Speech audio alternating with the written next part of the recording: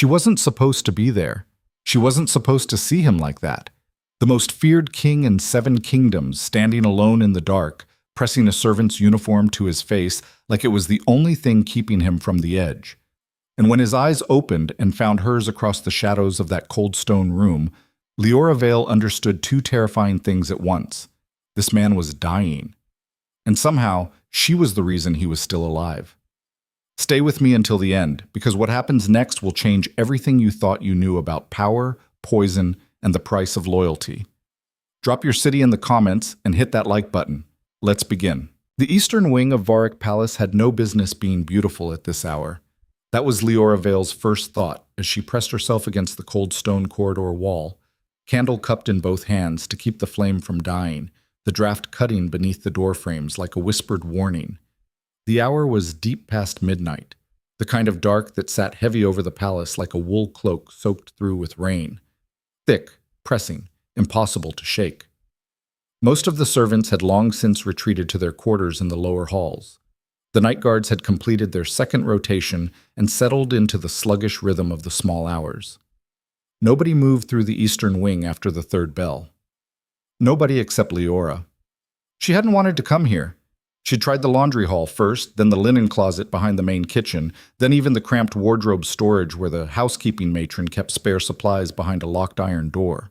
But after 2 hours of searching, she still hadn't found it. The gray service uniform she'd laid out that morning before her afternoon duties, the one that had simply vanished between the time she'd set it on her cot and the time she'd come back to retrieve it. It was a small thing. She knew that. It was the kind of problem that shouldn't have sent her creeping through the forbidden corridors of the palace's most restricted wing at 1/2 the witching hour, heart stuttering every time her footstep produced a sound louder than silence. A missing uniform, that was all.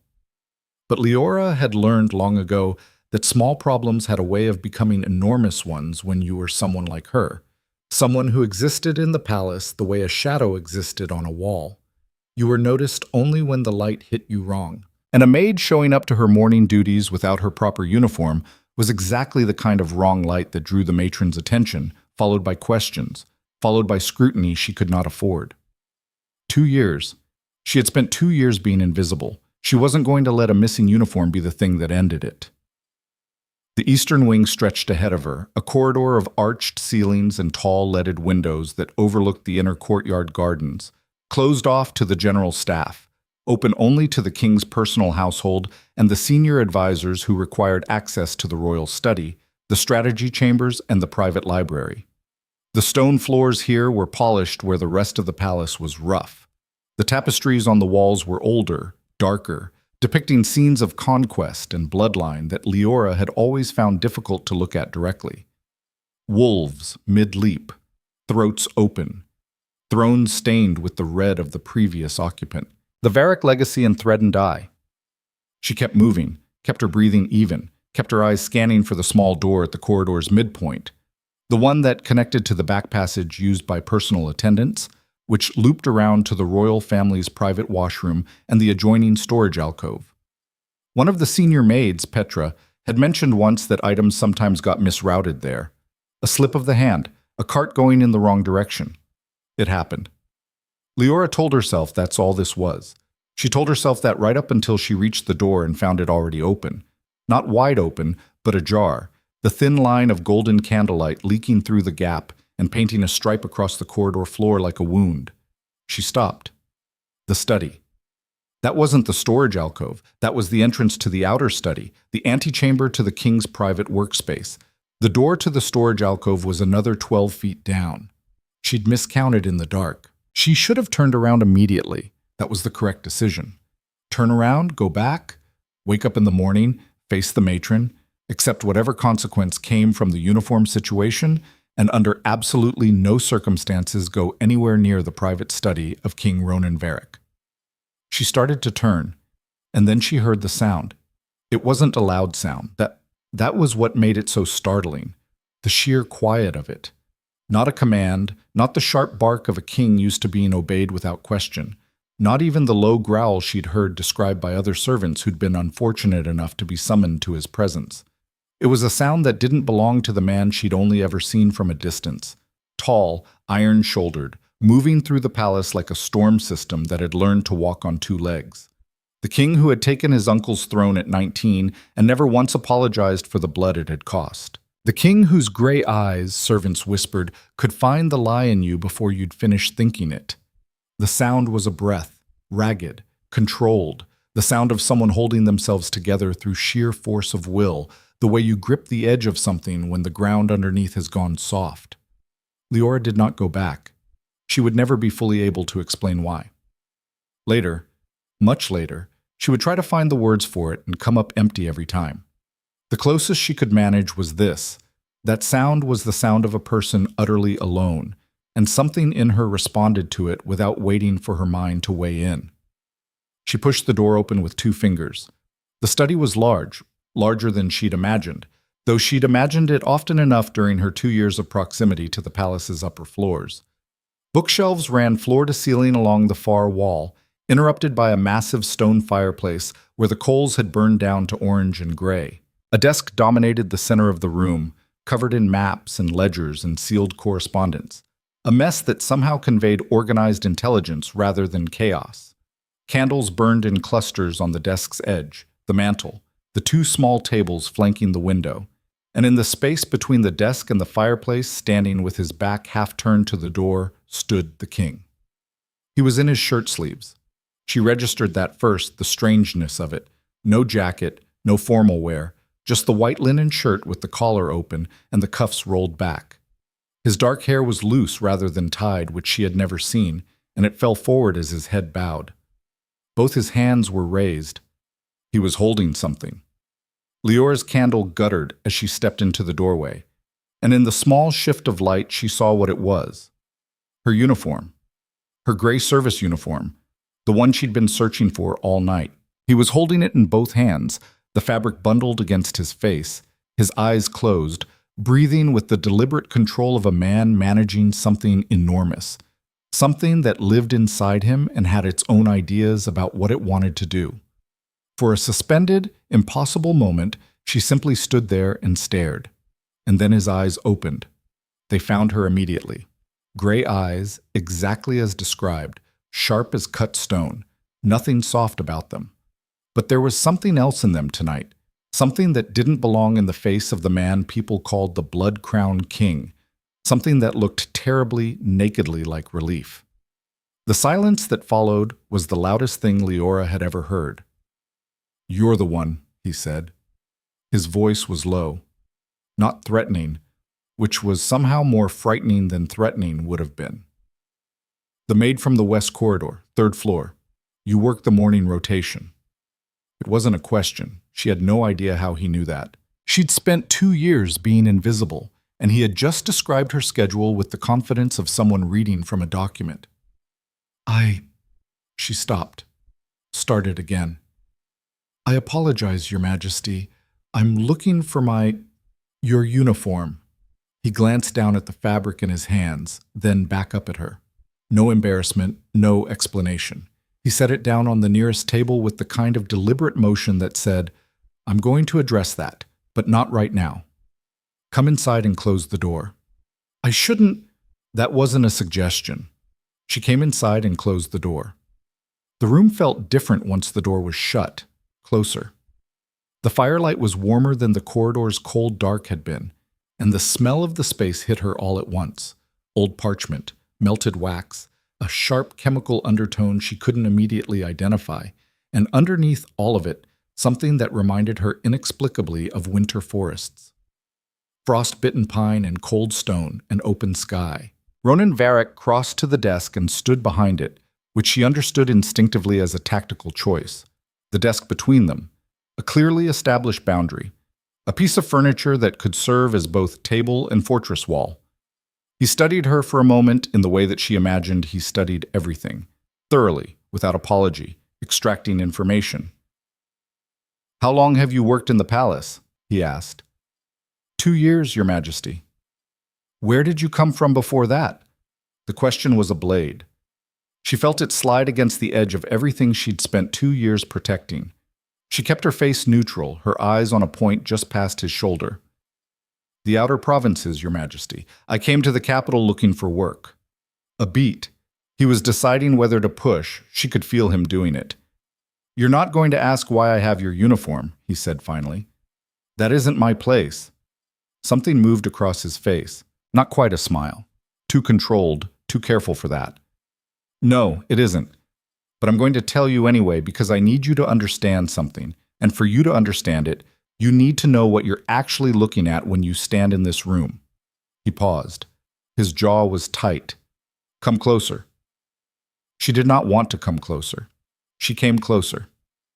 He extended his hand palm up across the desk, an incongruous gesture, something between a command and an offering. "Put your hand here. Don't touch me yet. Just come close enough to—" He stopped. A small sound, barely audible, like something grinding behind his back teeth. "Close enough that I can think." She stared at his open hand, then at his face. What she saw there stopped whatever refusal she'd been assembling. He was in pain. Not performed pain, not the carefully managed discomfort of a man willing to show vulnerability as a strategic tool. She'd seen that before, in a different place, a different life, and she knew what it looked like. This was the real thing. Behind the iron control of those gray eyes, behind the squared shoulders and the steady voice, this man was fighting something, fighting hard, and losing ground. She set her hand next to his on the desk, close enough that she could feel the warmth radiating off his skin. The effect was immediate and mutual. She felt it the way she always felt it when she was close to someone who was sick. A pull, like the current of a river running beneath still water, dragging toward her through whatever invisible channel her body created for exactly this purpose. Something dark and structured, not organic, not fever or infection. This was crafted, refined. This was something someone had made and put inside him on purpose. And on his end, she watched his shoulders drop a fraction, watched the grinding tension in his jaw ease, watched the gray eyes clear like a sky after a weather system blows through. "There it is," he said softly, as if he was talking to himself, as if he'd forgotten, just for a moment, that she was in the room. Then he focused on her again. "You feel it, don't you?" It wasn't a question this time either. Leora pulled her hand back slowly. Her pulse was unsteady. "Your Majesty, I don't know what—" "Don't." His voice was quiet, but the command in it was absolute. "Don't tell me you don't know what you are. I've had your uniform against my skin for 2 days, and it's the only reason I've been able to think clearly. The only reason I haven't put my hands through that wall, or worse." He looked at her steadily. "You know exactly what you are, and I need you to tell me, because I'm out of every other option." The silence stretched between them. Outside, far below, a clock in the courtyard tower struck the half-hour, one hollow, resonant tone that died slowly in the night air. Leora thought about the 2 years she'd spent being invisible. She thought about what she'd walked away from, what she'd buried, what she'd chosen silence over. She thought about the look on his face, not the blood-crowned king's face, not the face on the victory murals in the palace's great hall, but the face of a man standing in a room alone at midnight, holding a piece of fabric like a lifeline, fighting something he couldn't name and couldn't beat. She made a decision. She knew, even as she made it, that it was going to cost her everything her invisibility had bought. "I can neutralize poison through touch," she said. The words felt strange in the air, exposed. She hadn't said them aloud in 2 years. "I was born with it. I don't fully understand it. I never have. But I can feel toxins in blood when I'm in contact with someone, and I can draw them out." The king's expression didn't change. That was somehow more alarming than if it had. "You've been poisoned," she continued, because she was already in this now, already past the point of pretending. "Whatever I felt just now, it isn't fever, it isn't illness. It's structured. Someone made it, and it's been building in you for a long time." "How long?" She hesitated. "Months, at minimum." Something cold moved through his gray eyes. "Months," he repeated. "And it affects cognition, mood, the ability to—" He stopped. The jaw tightened again. "The ability to control what I am." "Yes." He was quiet for a long moment, hands flat on the desk, staring at a point in the middle distance. When he looked at her again, something had shifted. The strategic mind behind those eyes had taken everything she'd just told him and was already building with it. "You understand what I'm asking you to do," he said. "You haven't asked me anything yet." "No." A pause. "I'm about to." He held her gaze. "Someone in this palace is poisoning their king. Someone I trust, or trusted, or gave access to my person because I believed they were loyal. And I don't know who it is. I haven't been able to think clearly enough to work it out, and the people around me who would normally help me are potential suspects." His voice was measured, but underneath it she could hear the edges of something that made her chest hurt.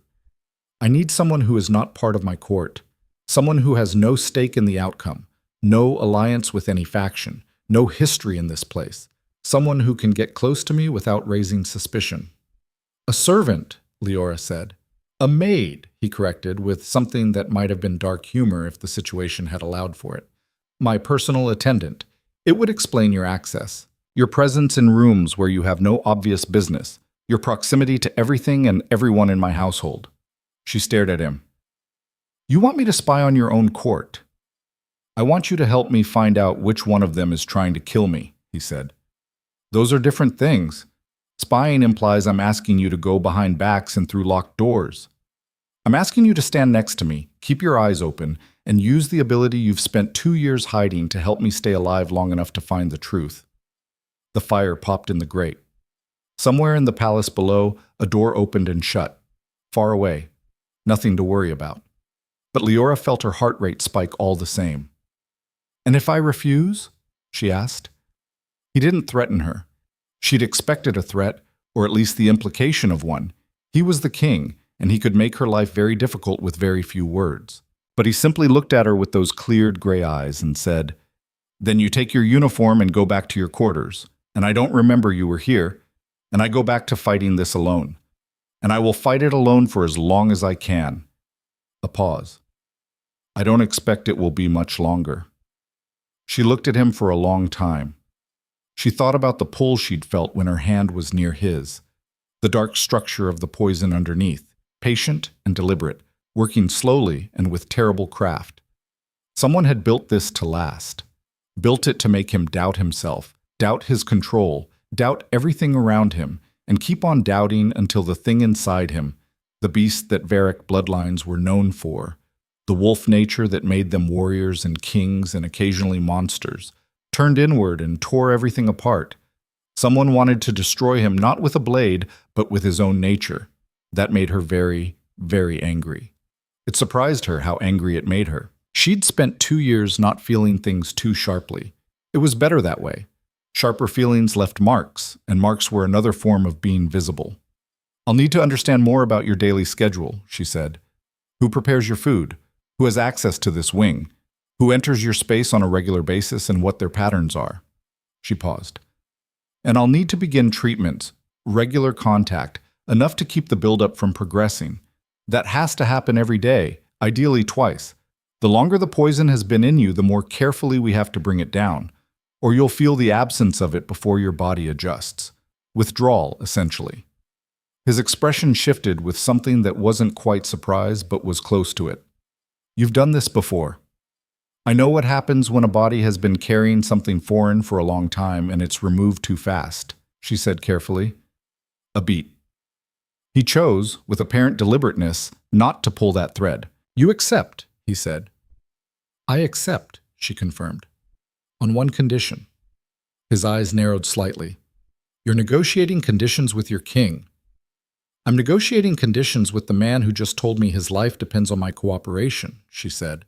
"If this goes wrong, if whoever is doing this decides I'm a threat and moves against me, I need your word that you will act, not investigate, not consider, act." The silence between them was very still. "You have it," he said. He extended his hand across the desk, not palm up this time, but palm down, knuckles forward. The gesture of a compact, the way deals were sealed in this kingdom between equals. Leora looked at it. She understood the weight of what she was being offered. He was the Alpha King, the Blood Crown, the man who had overthrown his uncle in a coup that the palace still talked about in hushed voices 7 years later. He did not offer his hand to servants. He did not offer it to most people. She reached out and gripped it. The moment she made full contact, the pull hit her like a wave, far stronger than before. The surface tension broken, the full reality of what was living in his blood rushing against her perception. It was extensive. It was structured with a precision that told her whoever had made this knew exactly what they were doing. And it had been working. For months, quietly, it had been working. Degrading the chemistry of his mind and his control in small enough increments that no single day looked catastrophic. Only the accumulation told the truth. She held the contact, and she let a thread of it drain. Just a thread, not enough to shock his system, not enough to cause the rebound she'd warned him about. Just enough so that when they let go and stepped back, he would feel the difference. Enough to make the compact real. He felt it. She saw him feel it. The slight widening of those gray eyes, the long exhale, the way his posture shifted with something she could only describe as relief returning to a body that had forgotten what relief felt like. "That's enough for tonight," she said. "Too much at once does more harm than good." He looked at her with an expression she couldn't fully read. It lived somewhere in the territory between assessment and something else, something that hadn't arrived at a name yet and seemed uncertain about pursuing one. "Your name," he said. "I know your assignment. I don't know your name." "Leora. Leora Vale. Leora Vale." He said it like he was cataloging it. "You'll present yourself to the head of my personal household tomorrow morning. I'll have the appointment arranged before dawn." He paused. "Tell no one what passed in this room tonight." "I have no one to tell," she said, and meant it. She picked up her uniform from the table where he'd set it, held it in both hands. Didn't look at him as she turned toward the door. "Leora." She stopped, didn't turn around. "I don't trust easily," he said. "I trust almost nothing anymore, and I have good reasons for that. What I'm giving you tonight is not trust, not yet. What I'm giving you tonight is necessity. I want you to understand the difference." She nodded once. "But I also want you to understand," he continued, and his voice had changed in some way she couldn't precisely define, some small softening at the edge of it, "that what you just did, the thing you've been hiding, I have never seen anything like it, and I've seen a great deal." A pause. "It is not something to be afraid of." Leora didn't answer. She walked through the door and pulled it quietly shut behind her, and stood in the dark corridor for a moment with her eyes closed, the stone cold at her back and the candlelight gone, breathing in the silence. Then she walked back through the eastern wing, down the long corridor, past the tapestries of conquest and bloodline, through the servants' passage and down the stairs to the level where the housekeeping quarters began. She lay down on her narrow cot with her uniform folded across her chest and stared at the ceiling, listening to the palace breathe around her. She thought about the poison, about the structure of it, the care, the craft, the patience, about the fact that whoever had built it had access to the king on a daily basis, proximity enough to dose him regularly, and the knowledge to do it without triggering the palace healer's notice. She thought about what that meant. Someone in this palace, someone the king called trusted, had been taking him apart piece by piece, slow enough that he couldn't find the seam, fast enough that the damage was already significant. She thought about the gray eyes clearing, the shoulders dropping, the ragged breath evening out. She thought about necessity. And she thought, against her better judgment, about the way he'd said her name. Leora Vale. Not the way the matron said it when she was correcting her form or pointing her toward a missed corner, like it was something worth saying carefully. She told herself that it didn't matter. She told herself that this was a transaction, a calculation, the exchange of a skill she had for the safety her position in the palace could offer. She told herself that she'd made the calculation clearly, and the outcome was rational. She fell asleep with her hand pressed flat against the folded gray fabric and listened to the distant clock tower marking the hours, and did not think about anything at all. The appointment had been arranged, as promised, before dawn. Leora found the summons slipped beneath her door when she woke, a folded note on stiff cream paper bearing the king's seal in deep red wax, the words inside sparse and impersonal. "Report to the head of the royal personal household at the second morning bell. Your new assignment begins immediately." No name, no signature, no indication that it was anything other than a routine reassignment. She dressed, pinned her hair, put on the recovered gray uniform, and did not examine the shape of what she'd agreed to. The head of the royal personal household was a compact, efficient woman named Madame Corvin, whose job appeared to consist entirely of coordinating the logistics of the king's existence with the organizational precision of a military campaign. She received Leora in the household office at the back of the second floor with an expression that conveyed she had better things to do and had been doing them, and the reorganization of her current assignment list to accommodate this reassignment was a significant inconvenience. Personal attendant to His Majesty is not a position typically assigned to junior maids, Madame Corvin said, scanning the reassignment document with tightly controlled skepticism. You've been in the palace 2 years. Yes, madame. Your record is clean. No complaints, no incidents. A pause that communicated clearly how little she thought of clean records and lack of incidents. Do you have any idea what the position entails? I expect to learn, Leora said. A long look. Then Madame Corvin placed the document back on her desk and said, His Majesty made the request directly, which means it is not mine to question. But I will tell you what I tell every new assignment to the personal household. Discretion is the only currency worth having in that wing. What you see, you do not speak of. What you hear, you do not repeat. You are a pair of hands and a quiet presence, nothing more. Understood, Leora said. I hope so. Madame Corvin closed the document with the finality of a door being shut. You'll begin with the morning preparation of his study. It's typically done before his second bell arrival from the training yard. Attend to the fireplace, the correspondence arrangement, the tea service. She paused on that last item just long enough to be almost imperceptible. The Lady Seraphine Drax typically sends the morning tea from the advisory household kitchen.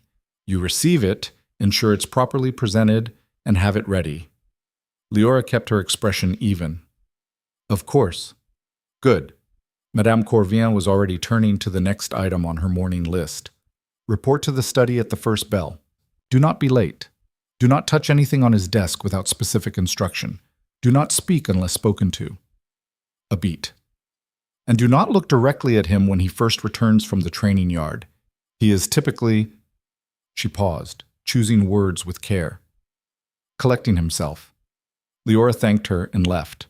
In the corridor outside the household office, she stood for a moment and let the information settle. Lady Seraphine Drax. The morning tea. She'd heard the name before, in the peripheral way you absorbed information as a palace maid. A senior advisor, the king's council chair for strategic affairs, a woman who had served the Varric household since before Ronan took the throne. She had been, by several accounts, Leora had caught fragments of over the years. The one adult in the palace who had treated the 19-year-old king's rise to power as legitimate when others had their doubts. A mentor, in the unofficial way that power sometimes shaped itself around reliable people. And she sent him tea every morning. Every day, Leora thought, each dose deepens the poison's grip. The first bell rang through the palace. She straightened her shoulders, settled her face into the smooth, unremarkable expression she'd spent 2 years perfecting, and went to the study. The study in daylight looked different. Larger, more ordered, the light coming through the tall eastern windows at an angle that illuminated the maps on the desk and the book spines on the shelves with the even clarity of a working space that got serious use. The fire was built up neatly by whoever had preceded her. The morning heating staff, she assumed, a separate rotation. And the room smelled of old paper and cold ash, and something that she was starting to understand was simply the particular texture of this space. This man's space, the smell of his concentration and his work. She prepared the room as she'd been instructed. Fireplace tended.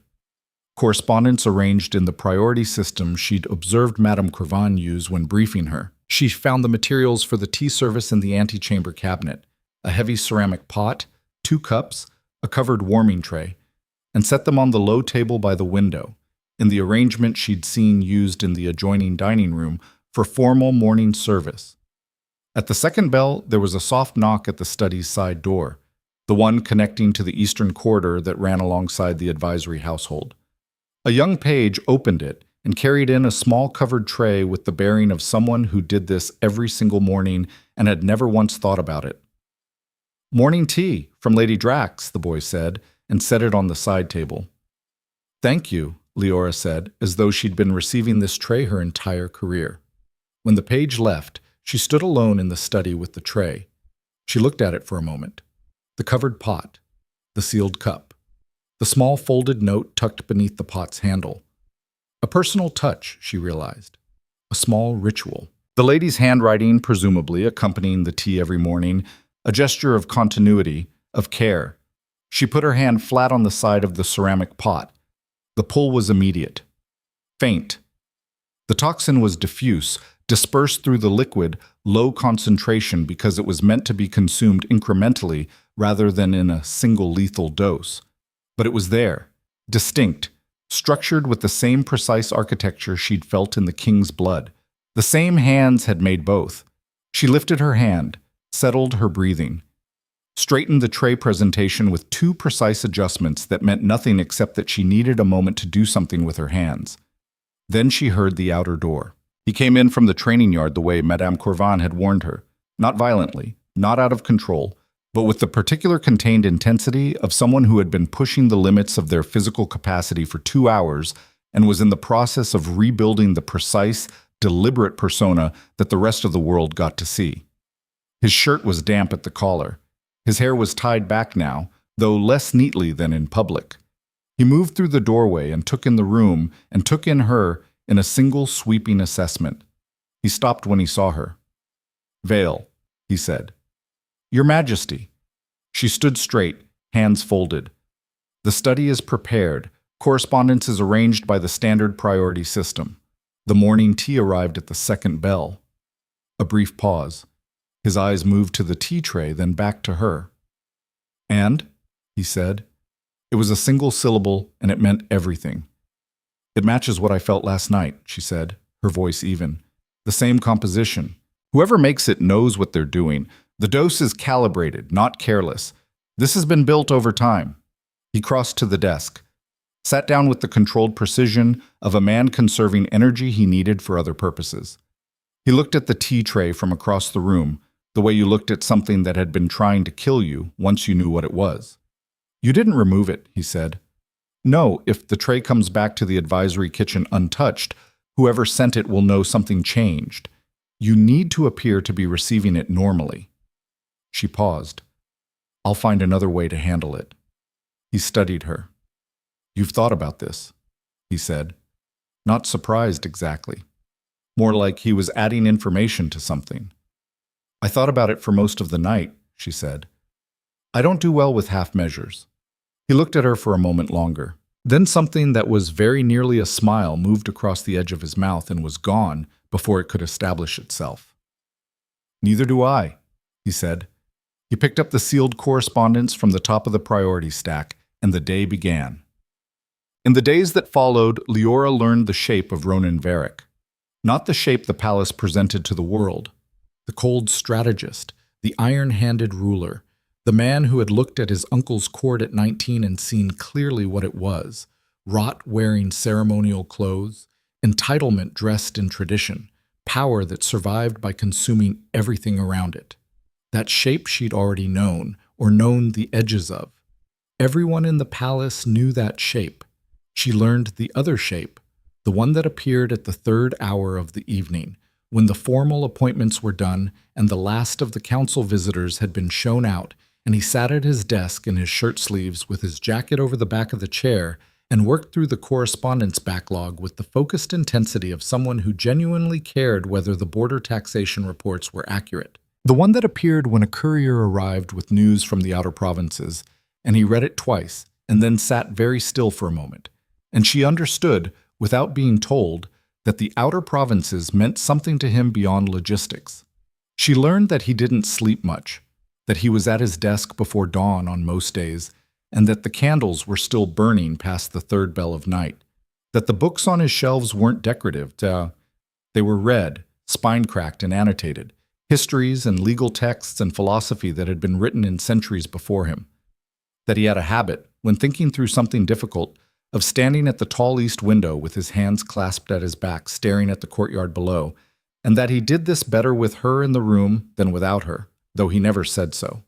That last thing she knew because she felt it. The daily treatments, which she delivered under cover of handing him correspondence, reviewing his schedule, standing near enough during his morning work session that contact was incidental and natural, were pulling the poison back inch by careful inch.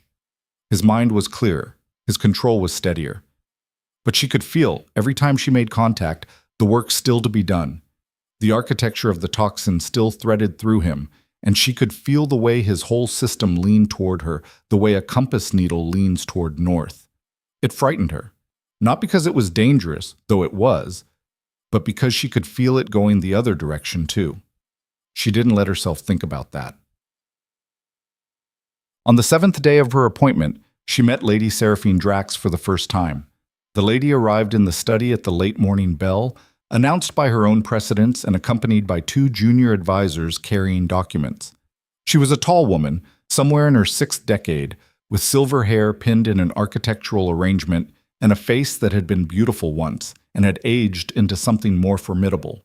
She wore the deep green of the advisory council and moved through the doorway as though the room's existing geography was obliged to rearrange itself for her comfort.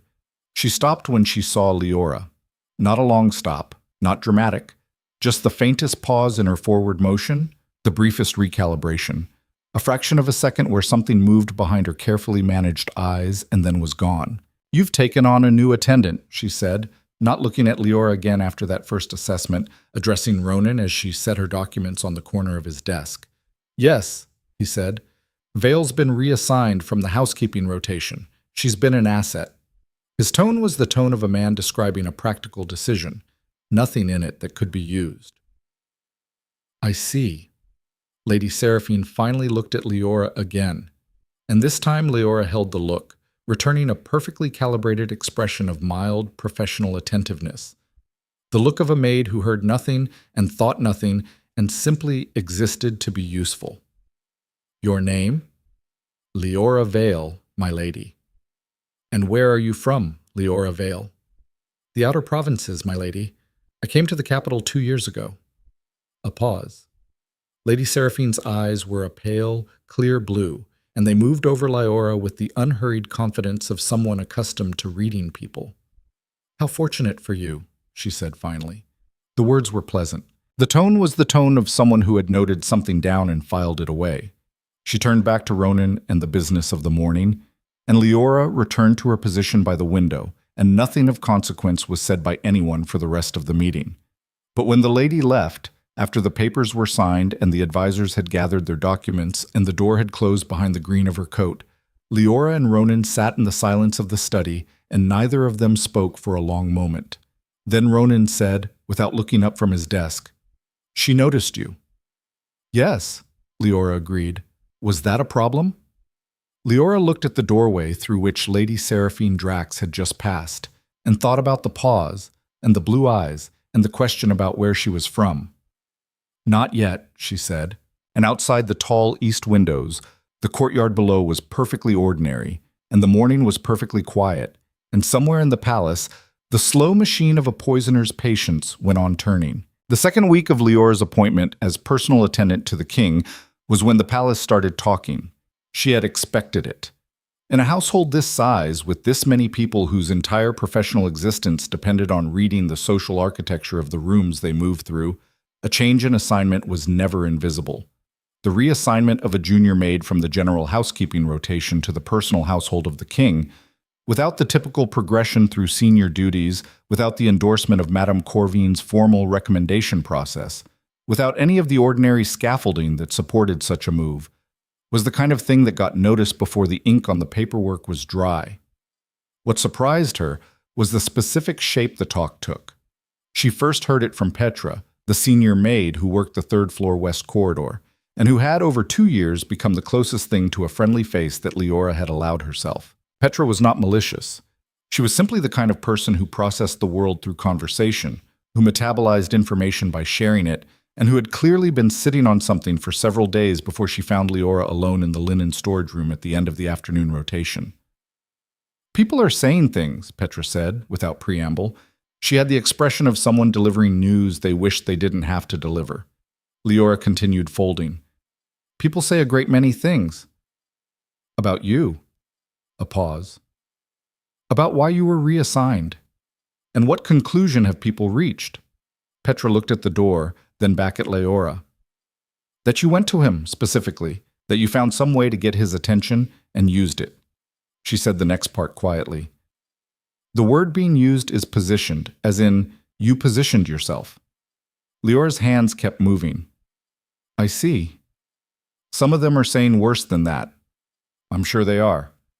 Leora, Petra's voice dropped. Well, Madame Corvin is one of the ones saying it. Not the worst version, but she's the one who started the word positioned, and when Madame Corvin says a thing, it tends to become the version people believe. A beat. She went to Lady Seraphine about it 2 days ago. Leora set down the folded linen. She turned and looked at Petra directly for the first time since the conversation began. What did Lady Seraphine say? She asked. That it wasn't Madame Corvin's concern, Petra said. That the king's household arrangements were his own business. That if His Majesty chose to reassign a junior maid, there were presumably reasons, and speculating about those reasons wasn't appropriate for staff. A pause. She said it very calmly, very settled, like she already knew and wasn't worried about it. Leora looked at Petra's face, at the mild alarm there, and recognized the shape of what she was being told. Lady Seraphine, having noticed Leora in the study, had responded not with disruption, but with reassurance. She had smoothed the conversation down. She had made sure Madame Corvin felt heard, and then redirected her, and done it so gracefully that Madame Corvin probably felt she'd received a reasonable answer. That was not the response of someone unconcerned. That was the response of someone managing variables. Thank you for telling me, Leora said. She picked up the folded linen and placed it on the appropriate shelf. I'd be careful about repeating it further. Petra studied her. Are you all right? I'm always all right, Leora said. It's become a specialty. She left the linen room and went back to the eastern wing, and she didn't let herself think about the specific weight of being talked about. The familiar, heavy feeling of being evaluated by people who had already decided what you were before you opened your mouth. She'd carried that feeling before. She knew its texture. She knew how to set it down somewhere it wouldn't interfere with what she needed to do. She went to the study. Ronan was already there, which was unusual for the mid-afternoon. He typically spent the third bell hours in the council chambers or reviewing petitions with the administrative secretary. He was standing at the east window with his hands at his back. When she came in, he didn't turn. Close the door, he said. She closed it. I had a difficult meeting this morning, he said, still at the window. His voice had the carefully controlled quality of a man who had spent significant energy getting to that level of control. With the Outer Province trade delegation. Routine agenda. Nothing I haven't handled a dozen times. A pause. I lost the thread of the argument twice. Each time I couldn't remember what I'd said 3 sentences earlier. Leora crossed the room. She went to stand beside him at the window, not close enough to make contact, but close enough that she could feel the current of his system. Still improving from their morning session, but something had set it back. Stress, she thought. Heightened cortisol interacted badly with the toxin's structure. Did anyone notice? She asked. The delegation noticed. My senior secretary noticed. Whether they attributed it to anything beyond ordinary distraction, he stopped. Lord Halvain, the trade minister, looked at me with the particular expression of a man who is revising his assessment of someone. A beat. He is not a man I can afford to have revise his assessment of me. Halvain reports to the council. Halvain is the council in terms of practical influence. He's been there since my uncle's time. He stayed because he's useful and because I've kept him managed. The jaw tightened. If he starts believing that the king is losing capacity, he won't, Leora said. Not to comfort. She said it because she had a plan. We need to adjust the timing. The morning session is stabilizing you for approximately 5 hours. Then the residual drop hits. She turned from the window. I should have anticipated that. If you have demanding appointments in the afternoon, you need a second session before them. We'll move the schedule. He turned from the window too and looked at her. You're treating this like a logistics problem, he said. I'm treating this like what it is, she said. A medical situation with a predictable arc, which means we can make adjustments. She held his gaze. The poison hasn't won yet. We're still ahead of it. Something moved through his expression. Not quite gratitude. He wasn't someone who deployed gratitude easily, and she was beginning to understand that about him, the way his default mode was the careful management of what he showed. But it was something in that neighborhood, something that acknowledged the weight of what she'd just said without requiring him to perform a response to it. "There's something else," he said. "The Halvan meeting wasn't the only thing this morning." He moved to the desk and picked up a small folded note from the corner of the map-covered surface. He held it without opening it. "This was delivered to my private correspondence box this morning, the box that only 4 people have access to, the one that doesn't go through the mail secretary." He extended it to her. She took it and read it. The handwriting was deliberate, careful, the letters formed with the self-conscious precision of someone disguising their natural hand. The message was 3 lines. "She's not what you think. She was sent to watch you. Ask her about Verlaine." Leora read it twice, kept her face neutral, folded it along its original crease. "Verlaine," Ronan said. He was watching her. "That's a name." "It's a place," she said. "A province, near the northern border." "I know what it is geographically." His voice was even. "I'm asking what it means to you." The room was very quiet. Outside, the courtyard sounds, hoofbeats, the distant call of a stable hand, the mechanical rhythm of the afternoon, went on with the indifference of things that didn't know they were background to a significant moment. She could lie. She could construct something plausible. She was good at that, had been good at it for years. She could give him a partial truth, enough to satisfy the question without opening the full room. But he had trusted her with his life in a way that very few people ever trusted anyone with anything. And he was standing in front of her with the composed expression of a man who had learned to expect betrayal and was waiting to find out whether this was another instance of it. "Verlaine is where I came from," she said. "Specifically, it's where I came from before the outer provinces, before I came to the capital." She met his gaze steadily. "It's where I was trained." A pause. "Trained," he repeated. "There was a household there, not a noble household, a private establishment run by a woman named Corveth. She found people with unusual abilities and taught them how to use those abilities for hire." Leora kept her voice even, factual, the way you recounted things that had happened to someone else in a different lifetime. "I was with her for 4 years. I left when I was 22. I came to the capital, and I built a new life that had nothing to do with Verlaine or Corveth or any of it." "You were an operative," he said. "I was trained to be one. I never—" She stopped. "I left before I finished the training. I didn't want the life she was building for me. And the note is suggesting that you're still connected to that life, that someone sent you here."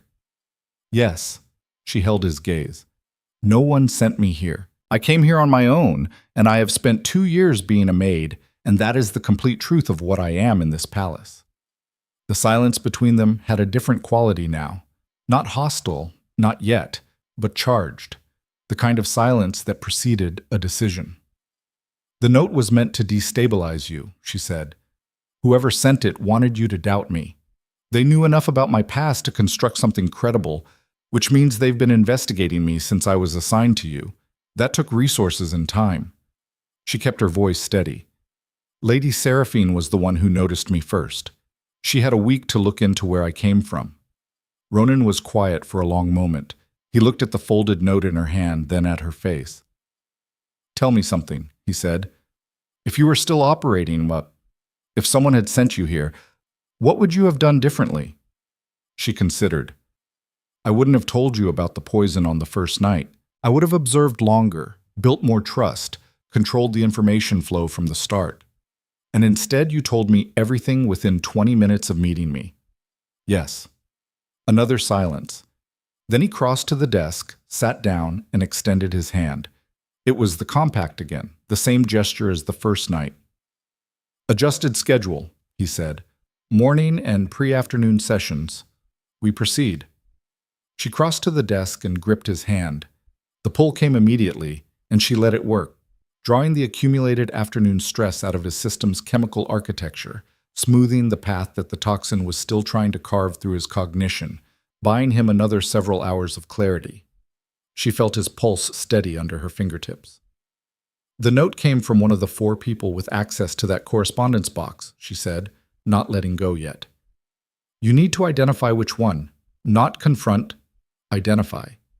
Quietly. I know who it was, he said. His voice was flat. There are only 2 who have had that access long enough to know how to use it as a weapon. One of them is my personal secretary, who has been with me since the beginning and has no motive I can identify. The other, don't tell me yet, she said. Tell me when you're certain. She released his hand. If you name someone and you're wrong, you lose an ally. If you name someone and you're right, but you haven't proven it, you lose the element of surprise. He looked at her. You were trained well, he said. I left before it could make me into something I didn't want to be, she said. But I didn't forget the parts that were useful. The evidence came in pieces, the way truth usually did, not in one decisive revelation, but in the accumulation of small things that only made sense when you stood far enough back to see the pattern. The first piece was the tea. On the 9th day of her appointment, Leora began keeping a record. Not written, nothing that could be found or used, but held in her memory with the careful exactness she'd been taught in a household far from this one, when she was 17 and the woman named Corveth had spent months teaching her that the mind was the only archive that couldn't be searched without your knowledge. She tracked the composition of the morning tea as she could sense it through contact with the pot each morning. Same base compound, but the concentration varied by day.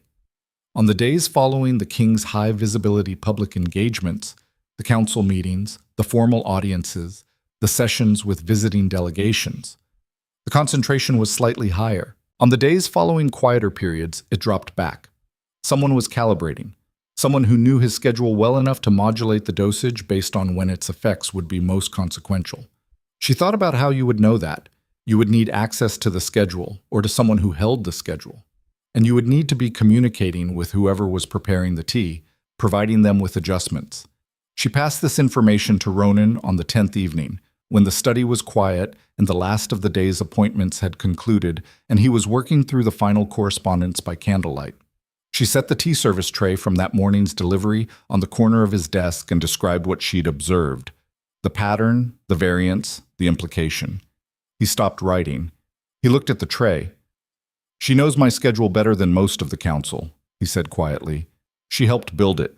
She's been restructuring my appointment calendar for 6 years. Yes, Leora said. He was quiet for a moment. Then, is there a way to prove it? Something a court would accept? The tea itself, if it's analyzed by an independent healer, and records of the dosage variance correlated against your appointment schedule over the past several months. She paused. But we can't go to the healers without alerting her. The Palace Healer staff has a regular communication with the Advisory Council on health matters. It's protocol. He knew that. She could see him working through the same problem she'd been working through. There's a physician, he said slowly, outside the palace, a woman named Davin, in the lower city. She's consulted for the crown before, on confidential matters, and she's not connected to the palace medical establishment. He looked at Leora. If I could get the tea to her, a sample, something she could analyze without knowing where it came from. I can do that, Leora said. He looked at her. The morning delivery comes through the side door, she said. I receive it before it reaches you. I can remove a small portion of the liquid without the page noticing, replace the volume with water from the preparation tray so the pot's weight doesn't change significantly. She held his gaze. It would take me 2 minutes. I've been doing more complicated things in less time since I was 19. A long pause. That's not a small risk, he said. No. She didn't soften it. If the page reports anything unusual to whoever oversees the morning delivery, or if the lady notices a change in the composition when it reaches you, you've already calculated the odds, he said. It wasn't a question. I've calculated them, she confirmed. I think it's worth it. He studied her for a moment with the gray eyes that missed very little. Then he nodded once. Tomorrow morning, he said. She did it exactly as she'd described it, with a small glass vial she'd obtained from the palace apothecary storage, under the pretense of needing a medicine container for a personal ailment, a request so ordinary that the junior apothecary assistant hadn't looked up from his work while he handed it over. When the page arrived with the tray, she signed for it, set it on the antechamber table, poured the water, removed the vial of extracted liquid, and had the tray restocked and in position before the morning fire had burned through its first log. The vial went under the false lining of the small carrying case she used for her personal items, a modification she'd made to the case 6 years ago for entirely different reasons, and had never used in this life until now. She left the palace at the midday break, which was the one period of the personal attendant schedule that permitted her to take a meal outside the eastern wing. She went to the lower city by the southeast gate, which she'd identified on her third day in the position as the guard rotation with the highest staff turnover and the lowest likelihood of her face being noted and retained. She found the physician Davin's practice on the 3rd Street behind the market square, a narrow building with a blue-painted door and the smell of dried herbs coming through the front window. She did not go to the front door. She went around to the service entrance and knocked twice, waited, knocked once more. The door opened on a compact woman in her 50s with gray-streaked hair and the unhurried manner of someone who had seen everything medicine had to offer and was no longer surprised by any of it.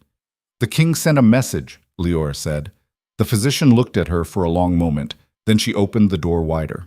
Inside, Leora placed the vial on the examination table, described what she knew of the composition from her own perception, and told the physician what they needed. Written documentation, sealed with the physician's mark, of the substance's nature and its likely effect on a person's cognitive function over extended exposure. Davin studied the vial. She held it up to the light from the window. "This is very specific work," she said. "The person who made this knew exactly what they were doing. This compound, at this concentration, it wouldn't register as acute poisoning. It would present as progressive instability, emotional dysregulation, loss of executive function." She set the vial down. "In someone who was already managing significant biological pressure." She paused. "In a varic bloodline, where the internal biology is already under strain. It would push the wolf forward," Leora said. Davin looked at her. "You know about the bloodline physiology." "Enough," Leora said. Another pause. Davin looked at the vial, then at Leora's face, with the assessment of a woman who had spent decades determining when patients were telling her the truth. "I'll have documentation ready in 2 days," she said. "Sealed. Addressed to no one. A beat. And whoever you are, whatever this is, be very careful. The person who made this has access to resources that are not cheap and not common. They are not going to stop just because their first method is being interfered with." "I know," Leora said. She walked back to the palace in the thin afternoon light, and the streets were full of the ordinary noise of the city, and she felt the weight of what was in motion with the specific clarity that came from having passed the point of no return some time ago without noticing the crossing. She should have noticed the crossing. That was what she would think later. The problem was that it had been gradual. The way the sessions had shifted from purely transactional, hand to wrist, the clinical precision of a treatment administered, to something more difficult to categorize. The way the sessions had gotten longer, not because the treatment required more time, but because the time wasn't being filled only with treatment. The way conversation had quietly moved in to occupy the minutes that weren't strictly necessary. He asked her questions. That was the thing that had started it, not the invasive structural interrogation she'd expected from a man trained to extract information, but actual questions, the kind that came from genuine curiosity about a specific person rather than general intelligence gathering. What was it like growing up with an ability you couldn't explain? Had she always been able to feel toxins specifically, or had that differentiated over time? What did it feel like from the inside? Was it pain, sensation, something else entirely? She answered more of them than she should have, and the evenings, the deep-hour evenings when the work was done and the palace had settled into its nighttime rhythms, had developed their own particular quality. He would still be at his desk, and she would be in the chair by the window where she'd moved her late-hour duties, and they would exist in the same room, in the same silence that had somehow become something warmer than silence, without either of them formally acknowledging the change. She was aware of it. She was aware of it the way you were aware of weather coming. the shift in pressure, the particular quality of the air. She noted it, classified it, set it aside. She was very good at setting things aside. Until the 14th day when she was in the middle of the morning treatment, her hand over his at the desk, the familiar current running its course. And he said, without looking up from the document he'd been reviewing, "The people in the servants' hall are saying you positioned yourself deliberately." She kept her hand where it was. "I know. Madame Corvine has formally requested your reassignment." A pause. "I denied it, but she's escalated to Lady Seraphine, who has framed it as a concern about the propriety of the arrangement." He turned the document over. "The court is watching this." "I know that too," she said. "It doesn't concern you?" She looked at the side of his face, his profile, the strong line of his jaw, the slight tension at the corner of his mouth. "Being talked about doesn't concern me as much as it once did," she said. "I spent a long time trying to avoid it. Now I think avoiding it was a smaller goal than I realized." He turned his head and looked at her. They were close. Close enough that she could see, in the morning light, the small lines at the edges of his eyes that she hadn't noticed in the first days. Close enough that she was acutely aware of the fact that her hand was still on his. "The things they're saying," he said, "about why you're here, about what this is. They're wrong about the reasons," she said carefully. "Are they entirely wrong about everything else?" The morning light moved across the desk between them. She was aware of her own heartbeat in a way she generally tried not to be aware of it. "That isn't something I can answer without consequences," she said. "I know," he said.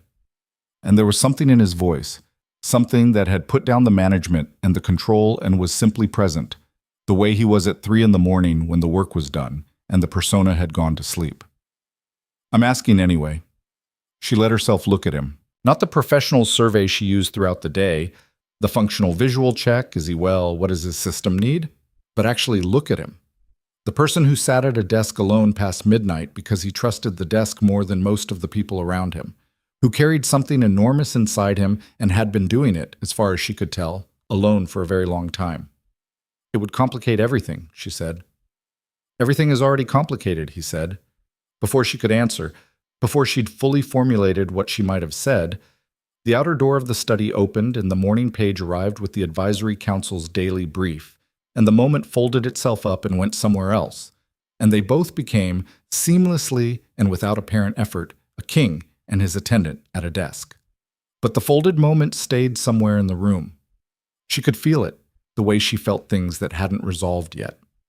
On the 16th day, Leora made the mistake of letting her guard down for 40 seconds. She'd been in the lower east corridor, heading back from the palace library where she'd been cross-referencing the king's appointment calendar against the pattern of tea concentrations she'd been memorizing, working through the paper records with the meticulous care of someone building an argument that had to be airtight. She'd been focused. She'd been thinking through the implication of a particularly striking correlation she'd found. The 3 highest concentration doses aligned exactly with the 3 days preceding significant public demonstrations of the king's capacity and judgment. Not coincidence. A strategy. Someone who wanted maximum instability at maximum visibility. She had come around the corner of the lower east corridor with her mind still in the library, and she had walked directly into Lady Seraphine Drax. Not a collision. Lady Seraphine had clearly been standing in the corridor, not moving, which made the whole thing worse. She had been standing there as if she had been expecting someone, and the expression on her face when she looked at Leora, the particular quality of the pale blue eyes, the smile that appeared and carried absolutely no warmth anywhere inside it, confirmed that she had not been waiting for anyone else. "Leora Vale," she said, with the pleasant tone of a woman in complete control of everything in a 10-foot radius. Just the person. Leora's pulse had gone up. She managed it. "My lady, walk with me." It wasn't an invitation. They walked. The lower east corridor connected to the small, informal garden, indoor, glass-roofed, a relic of an earlier architectural period that had been preserved because the space was useful for exactly this kind of conversation, private, open enough to seem casual, no doors that could be listened to. Lady Seraphine walked to the center of the garden where a stone bench sat beside a small reflecting pool and turned. I want to speak with you plainly, she said. I find directness more efficient than the alternative, and I think you're intelligent enough to appreciate it. I appreciate it, Leora said. You're not what you appear to be, Lady Seraphine said. It was not an accusation. It was a statement of settled fact, delivered in the tone of someone who had already done the work of verifying it. I know about Verlaine. I know about Corveth. A pause. I know that you left that establishment under circumstances that were not entirely uncomplicated. Leora said nothing. I'm not interested in using that information against you, Lady Seraphine continued. I'm interested in what it tells me about your capabilities, which are considerably more sophisticated than a reassigned palace maid. She tilted her head slightly. You've been spending a great deal of time in the king's private study, managing his personal affairs, accessing his correspondence systems, being trusted with access that no servant in this palace has been given in 20 years. A pause that had weight. I want to understand what you've found. The garden was quiet. The glass roof above diffused the afternoon light into something soft and even, without shadows. I'm not sure what you mean, my lady, Leora said. Yes, you are. Lady Seraphine's voice stayed pleasant. I have a significant investment in the stability of this kingdom. I have spent 23 years building that stability, through 3 successive crises and a succession that could have destroyed everything if I hadn't managed it correctly. The pale eyes held Leora's with the calm certainty of someone who had decided to be honest because they no longer believed deception was necessary. The king is not well. I believe you've noticed this. I believe, in fact, that you've been trying to understand why. A pause. I can help you understand why, if you'll tell me what you've observed. Leora looked at the woman across the reflecting pool, at the silver hair, the deep green coat, the composed face of someone who had been managing power for 2 decades and wore it the way you wore something that had been tailored specifically for your body. She thought about the vial she'd taken to the physician in the lower city, about the calibrated doses, about the pattern that aligned so precisely with the most sensitive moments in the king's public calendar. She thought about the note sent to the king's private correspondence box. The attempt to plant doubt about Verlaine, about Leora's presence, before Leora could build enough trust to be credible. She thought about the physician's voice. Be very careful. The person who made this is not going to stop. Lady Seraphine waited with the patience of someone who had learned that patience was the most powerful thing in the room. I've noticed that the king seems tired, Leora said finally, with the mild, careful voice of a maid who knew her place. I try to make sure the study is comfortable and the schedule is managed well. That's my job. A pause. Lady Seraphine looked at her for a long moment. Something moved through the pale eyes. Not anger, not surprise. Recalibration. The adjustment of a plan that had encountered an obstacle. Of course, she said, with the same pleasant tone. Forgive me. I've been worried about him. I think I'm projecting complexity where there is none. She smiled. You may go. Leora went. She walked through the lower east corridor and up the back stairs and through the servants' passage and did not let herself run, did not let herself change her pace by a single step until she was in the eastern wing and had closed the antechamber door behind her, and then she stood with her back against the wall and breathed. Lady Seraphine knew. She'd known for days, maybe from the beginning, maybe from the moment she'd paused in the study doorway and done her recalculation. She'd been waiting to see how much Leora had found before making her next move. And that question, what have you found, hadn't been an offer of alliance. It had been an assessment of how much damage needed to be contained. Leora pushed off the wall and went to the study door and knocked twice, the pattern they'd established for urgent. Ronan opened it within seconds, still holding the document he'd been reviewing. He read her face immediately. What happened? He said. She knows, Leora said. She doesn't know exactly what we have, but she knows we've been looking. She met his gaze. We need the physician's documentation. We need it now, not in 2 days. The gray eyes had gone very still.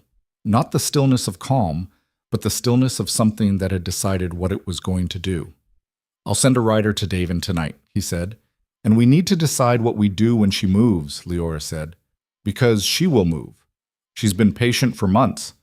She's not going to stay patient now that she knows her timeline is being interfered with. Ronan set the document on the desk.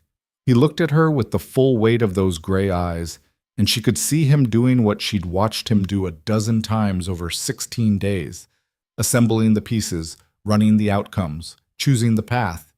Whatever she does, he said, she'll want to remove the thing that's disrupting the plan. A pause. She'll come for you first. Leora knew he was right. She'd known it since she'd walked away from the indoor garden and heard, in her memory, the recalibration happening behind those pale blue eyes. Then let her come, she said, and we'll be ready. She said it with more certainty than she felt, but she'd learned something from 16 days in this room, from the slow draining of poison and the slow building of something that had no name yet but had weight. Sometimes certainty was not what you had. Sometimes it was what you chose to perform until the real thing arrived. Outside the tall east windows, the afternoon had gone to evening, and the courtyard below was filling with long shadows, and somewhere in the palace the machine of Lady Seraphine Drax's patience had been replaced by something newer, sharper, and considerably more dangerous. They stood in the study in the failing light and waited for it to move. The rider went out before midnight. Leora knew because she heard the hoofbeats from her window in the servants' quarters. A single horse, moving fast through the palace's south gate. The sound of urgency dressed up as routine. Ronan had used the courier dispatch system he kept parallel to the official palace mail, a private channel she hadn't known existed until he'd mentioned it that evening with the matter-of-fact tone of a man who had learned, early and at cost, to never put all his communications through the same system that everyone else could see. She lay on her cot and listened to the hoofbeats fade into the city's night sounds, and she did not sleep. She spent the dark hours doing what she'd been trained years ago to do when a situation was accelerating past the pace she could control. She mapped the space. Not physically. She knew the physical space of the Eastern Wing well enough by now that she could have walked it blind. She mapped the human architecture, the points of access and exit, the people who moved through each corridor at each hour and what their habits were, the places where something could happen without being seen and the places where even a whisper carried. She thought about what she would do if she were Lady Seraphine. The physician's documentation was the central threat. Once that was in the king's hands, there was a legal framework for moving against the lady that couldn't be easily dismantled. The documentation needed to be intercepted, or the physician needed to be discredited or silenced before it arrived. That was the most direct line. The second line was Leora herself. Without Leora's ability to demonstrate the poison's presence and effect, the tea sample was evidence of something harmful in the advisory household kitchen, but it wasn't conclusive proof of intent or specific culpability. The king's declining health without a living witness who had experienced his system's response firsthand was a case with gaps in it. Gaps that a skilled lawyer, and Lady Seraphine had 3 of them on permanent retainer, everyone in the palace knew this, could pull a conviction through, remove the physician's documentation, remove Leora. The case collapsed. That was the calculus. Leora ran it twice and arrived at the same answer both times. She was up before the first bell, dressed in the dark, at the Eastern Wing door before the heating staff had made their first round. She was in the study before anyone else arrived, and she checked the morning correspondence box and the antechamber and the 2 connecting passages with the systematic thoroughness of someone who had slept on a problem and woken up with the working solution. Everything was where it should be. Nothing was out of place. That was, she had learned, the moment to be most careful. Ronan arrived from the training yard at the second bell, looked at her standing in the center of the study, and read her immediately. "Nothing yet," he said. "Nothing yet," she confirmed, "which means she's choosing her moment." He went to the window. "Davin will send the documentation with a private courier. Sealed diplomatic pouch, the kind that can't be opened by palace gate security without a crown warrant." A pause. "It should arrive by noon." "Will Lady Seraphine know about the courier system?" A beat. "She helped me build it," he said. Leora absorbed that. "Then she'll move before noon." He turned from the window. The morning light hit the side of his face, and she could see the tightness in it. Not the toxin's work today. The toxin was at its lowest level since she'd begun the treatments, the daily draws pulling it back with accumulated effect. This was the tightness of a man who had trusted someone for more than 20 years and was standing in the room with the full weight of what that trust had cost him. "Her name," he said, and his voice had the quality of something being stated for the record. Final. Irreversible. Seraphine Drax. I want to say it aloud so I stop finding reasons it might be someone else. Leora looked at him. You've known for certain longer than you've let yourself know. Yes, he said. He didn't look away from the window.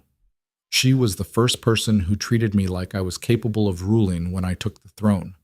She stood in this room, in this exact room, and told me I would be a better king than my uncle because I was angry about the right things. A long pause. I think she believed it then. I think somewhere in the last 23 years, her definition of better king shifted to mean king she could guide without resistance. And when you stopped being guidable, the poison started, he finished. The study absorbed that. The fire popped. Outside, the first sounds of the palace's morning machinery began. Voices in the courtyard, the distant rhythm of the kitchens beginning their day. We proceed as normal, Leora said. The morning tea arrives at the second bell. I receive it, handle it, present it. You appear to receive it normally. She held his gaze. If something is going to happen, it will happen in the window between now and noon. We stay in this room, we don't separate, and we wait for Davin's courier. He nodded once. Stay visible, he said. If anyone comes looking for you, I want you where I can see you. She understood the instruction. She also understood, though neither of them said it, what it meant that he was giving it, that the architecture of this partnership, built over 17 days of proximity and shared purpose, and the very specific intimacy of one person holding another system in their hands each morning, had become something he was now including in the category of things he would not allow to be taken from him. She did not let herself think about that for more than a moment. The morning tea arrived at the second bell, exactly as always. The same page, the same tray, the same covered pot. Leora signed for it, managed it, presented it. She felt the composition through the ceramic and noted, with a cold clarity, that the concentration this morning was the highest she'd measured yet. Whatever Lady Seraphine was planning, she had decided that this morning the king should be as compromised as possible. The first bell of mid-morning brought a formal summons to the council chambers. It arrived in the form of a junior secretary, sharp-pressed and clearly uncomfortable with his errand, carrying a written request from Lady Seraphine on behalf of the full advisory council. The king was requested to attend a special session regarding a border taxation dispute that had become urgent overnight. Ronan read the summons without changing expression. He set it on the desk. This wasn't on the calendar, he said to the secretary. No, Your Majesty. Lady Drax indicated it arose from communications received this morning from the Northern Border Administration. Ronan looked at Leora. She gave the faintest shake of her head. Not the council chambers. Not now. Not with the highest toxin concentration she'd recorded sitting in his system and the physician's documentation still an hour away. Tell Lady Drax I'll review the communication materials in the study, he said to the secretary, his voice perfectly even. She's welcome to attend here. The secretary went pale in the specific way of someone who had been given a task and was now returning with it unfinished. My lady indicated the full council is already convened, Your Majesty. Then the full council is welcome to wait, Ronan said. I have prior commitments until noon. The secretary left. Ronan turned to Leora. She wants me in a room with 12 people who've been hearing for 2 weeks that my judgment is declining, he said. In a full council session where anything I say can be formally recorded and referenced. His jaw was tight. She was going to use the council session itself as the demonstration, show them the deterioration in a controlled setting, create the formal record of incapacity. Without the poison documentation, it becomes your word against 12 witnesses who watched you struggle through a high-stress diplomatic session, Leora said. Yes, that was the plan. She looked at him. You just disrupted it. She'll move faster now, he said. I know. They looked at each other across the study, and the morning ticked over into the period of suspended tension that preceded something breaking. It broke 40 minutes later. Leora was in the antechamber, reviewing the correspondence that had come in with the morning brief, when she heard voices in the outer corridor. Not the ordinary hallway traffic, but the specific sound of 2 people who were not having a conversation, who were standing in a corridor near a door they wanted access to. She was already moving toward the study's inner door when the outer antechamber door opened. 2 members of the palace guard entered, full uniform. The higher rank insignia she'd learned to identify meant they reported directly to the Security Council rather than the palace household. Behind them, Lady Seraphine. She came through the antechamber door with the same composure she'd carried through every room Leora had watched her occupy, and her pale eyes went directly to Leora with the unhurried precision of a woman who knew exactly what she'd come for. "The king isn't here," Leora said. She kept her voice steady and her position between the guards and the inner study door. "I'm aware," Lady Seraphine said pleasantly. "I've just come from the Security Council chambers, where I've filed a formal report regarding a concern about an operative with ties to a known intelligence establishment who has been granted unrestricted access to the king's private quarters." She paused. "I'm afraid I need to ask you to come with us, Leora." "On what authority?" "The Security Protocol of the Crown, Article 14. She produced a folded document with the ease of someone who had prepared it days ago. It allows for the temporary detainment of any individual in the palace suspected of foreign intelligence operations against the crown, pending investigation. She held it out. "You can read it if you like. I had it drawn up very carefully." Leora didn't take the document. She looked at the 2 guards, assessed the distance and angles with the quick automatic precision of training she hadn't used in 6 years, and arrived at the same conclusion she'd arrived at a dozen times in the 40 minutes just past. There was no clean exit from this room that didn't go through Lady Seraphine's plan. She could go to the inner study door and call for Ronan. He was in there. She could feel his presence the way she'd learned to feel it, that specific quality of attention that his focused mind produced. He would come. He would intervene. And Lady Seraphine would have exactly what she needed. The king, compromised by the highest dose of poison Leora had recorded, confronting a formal legal document, and 2 crown security officers in front of witnesses, demonstrating the kind of reactive, uncontrolled judgment that the advisory council had been primed to see as evidence of incapacity. She could not let that happen. "All right," Leora said. She walked toward the door. She kept her hands visible, her pace measured, her face the careful neutral mask she'd worn every day for 2 years. She passed within 4 feet of Lady Seraphine as she came through the antechamber, and in that 4 feet she had exactly enough time for one thing. She turned her head and looked at the lady directly. Not the maid's look, not the professional survey, the full look, the one she'd been keeping in reserve, the one that said, "I know what you've done, and you know that I know, and we are not finished." Lady Seraphine held it without blinking, and in the pale blue eyes, behind the composure and the patience and 23 years of managed power, Leora saw the thing she'd been looking for: fear. Small and controlled and very far back, but there. It was the most honest thing she'd ever seen on the lady's face. Then Leora walked through the door, and the guards fell into step beside her, and she went where they took her. The cellar was in the eastern foundation, below the old storage level, a part of the palace that predated the current structure, built in an era when the architecture of power included spaces that were useful precisely because they were forgotten. The guards brought her there through a passage she hadn't known existed, down 2 flights of narrow stone stairs lit by wall-mounted lanterns that smelled of old oil and infrequent use. They were not rough with her. That was notable. Whatever Lady Seraphine had told them, it hadn't included permission for anything that would leave a mark. That was a professional calculation Leora recognized. Nothing that creates complications, nothing that produces evidence of treatment that contradicts the legal document's framework. The room they put her in was small and cold, with a stone bench along one wall and a locked door of reinforced oak. A lantern on the floor provided enough light to see by. The guards locked the door and left, and their footsteps receded up the narrow stairs, and then there was nothing but the particular silence of underground stone and the distant structural sounds of the palace above. Leora sat on the bench. She did not waste energy on the locked door or the walls. She'd assessed both while being walked in, and the reinforced oak and deep stone were not problems she could solve with her hands. She breathed, steadied herself, and thought. The physician's documentation was due in approximately 40 minutes. When it arrived, Ronan would have it. When she didn't return to the study, he would know something had happened. The question was whether he would know where she was, and whether he would act quickly enough, or whether Lady Seraphine had a second phase that moved faster than the documentation did. Footsteps on the stairs. More than the two guards. The door unlocked.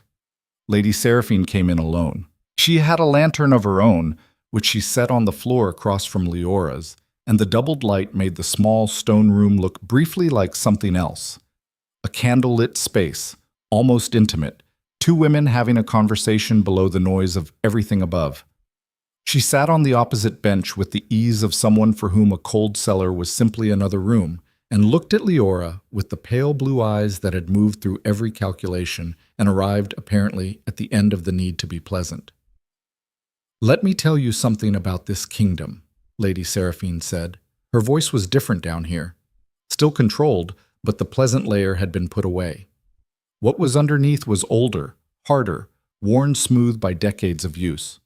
When Ronan took the throne, he was a 19-year-old boy with more anger than judgment and a court that was measuring him for the grave. I kept that court from destroying him. I structured his early years so that the people who wanted him gone could never get sufficient consensus to move. A pause. I did that. Not his generals, not his loyal advisors, not his bloodline capability. Me, my 23 years of patient, careful work. "And in exchange," Leora said, "you expected what exactly?" "I expected influence," Lady Seraphine said, without apology.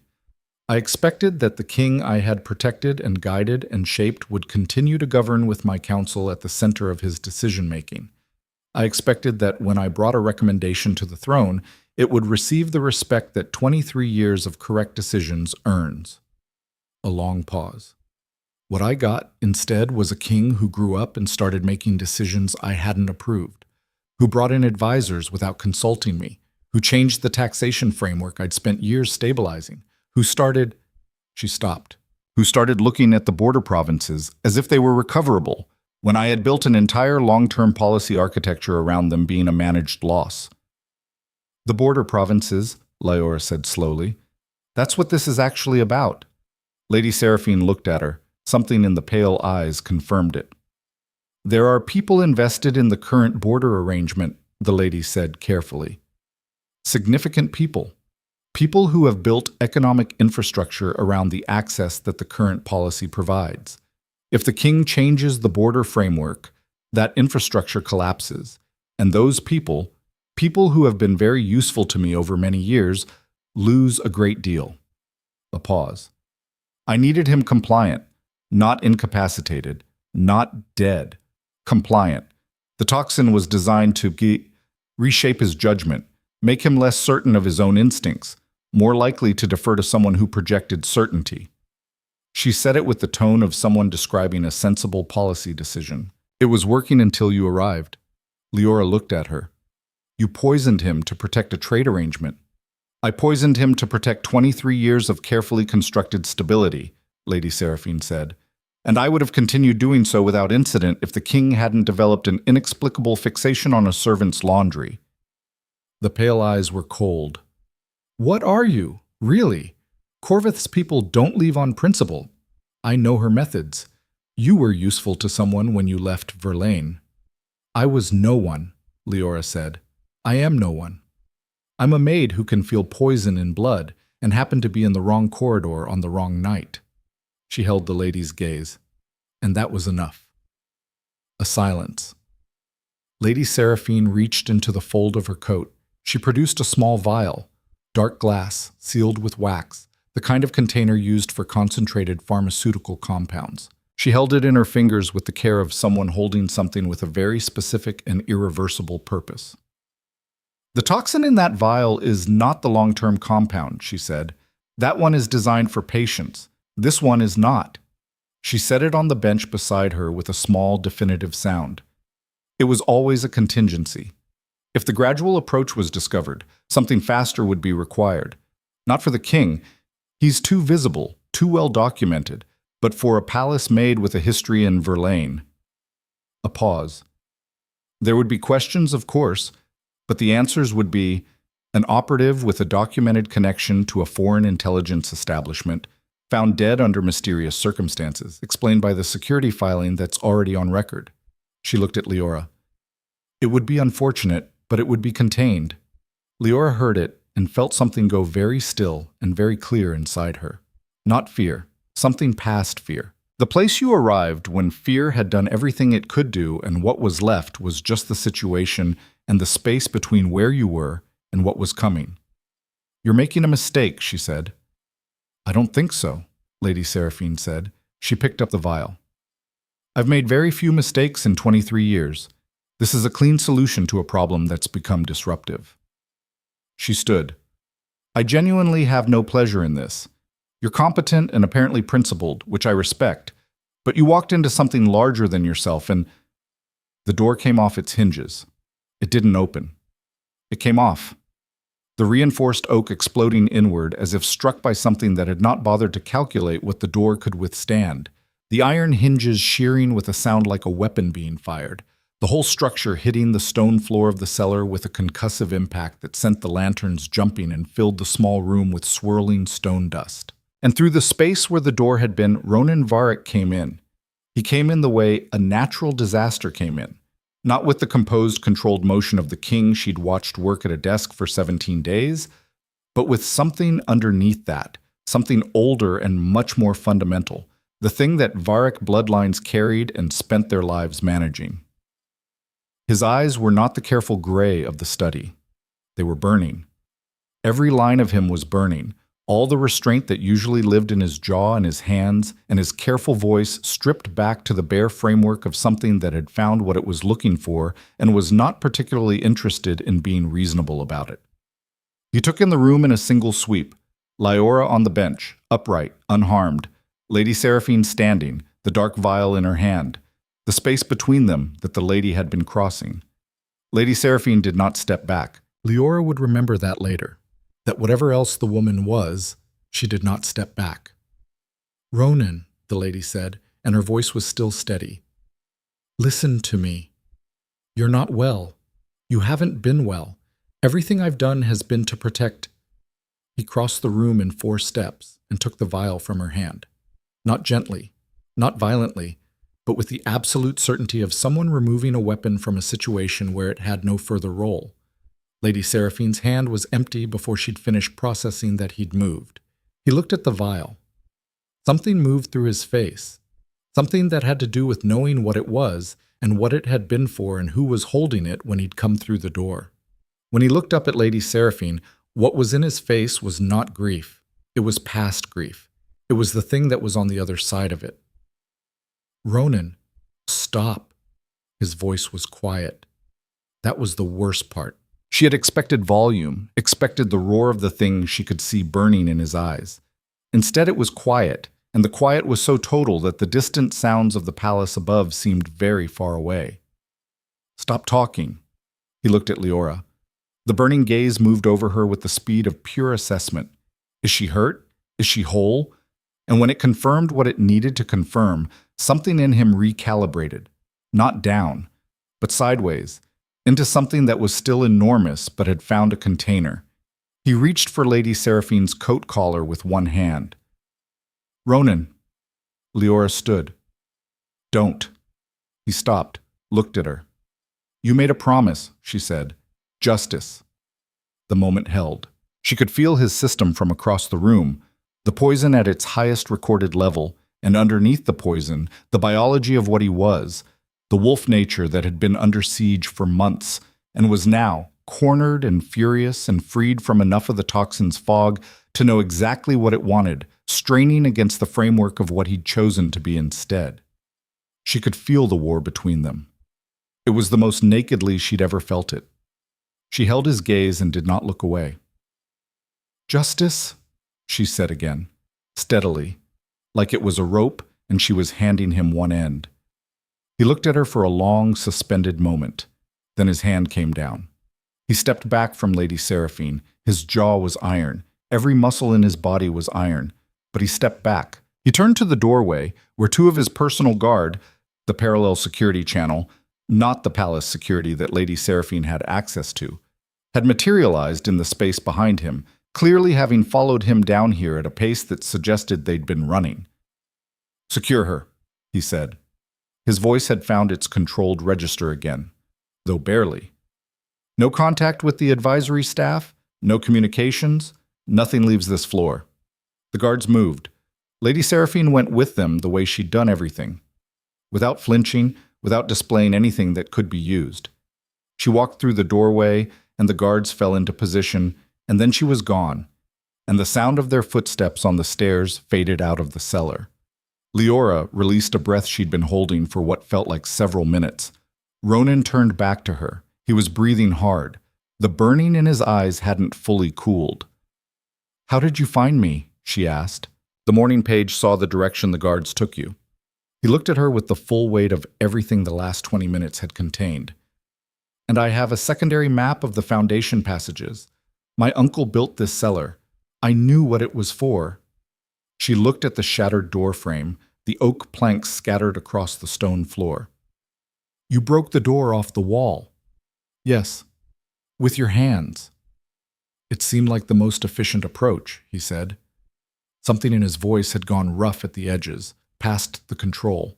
She looked at him, at the burned-through composure, the physical evidence of what he'd been running on when he came through that door. And she thought about the fact that he'd stopped, that she'd said one word and he'd stopped, and it had cost him enormously, and he'd done it anyway. "The vial," she said. "Don't lose it.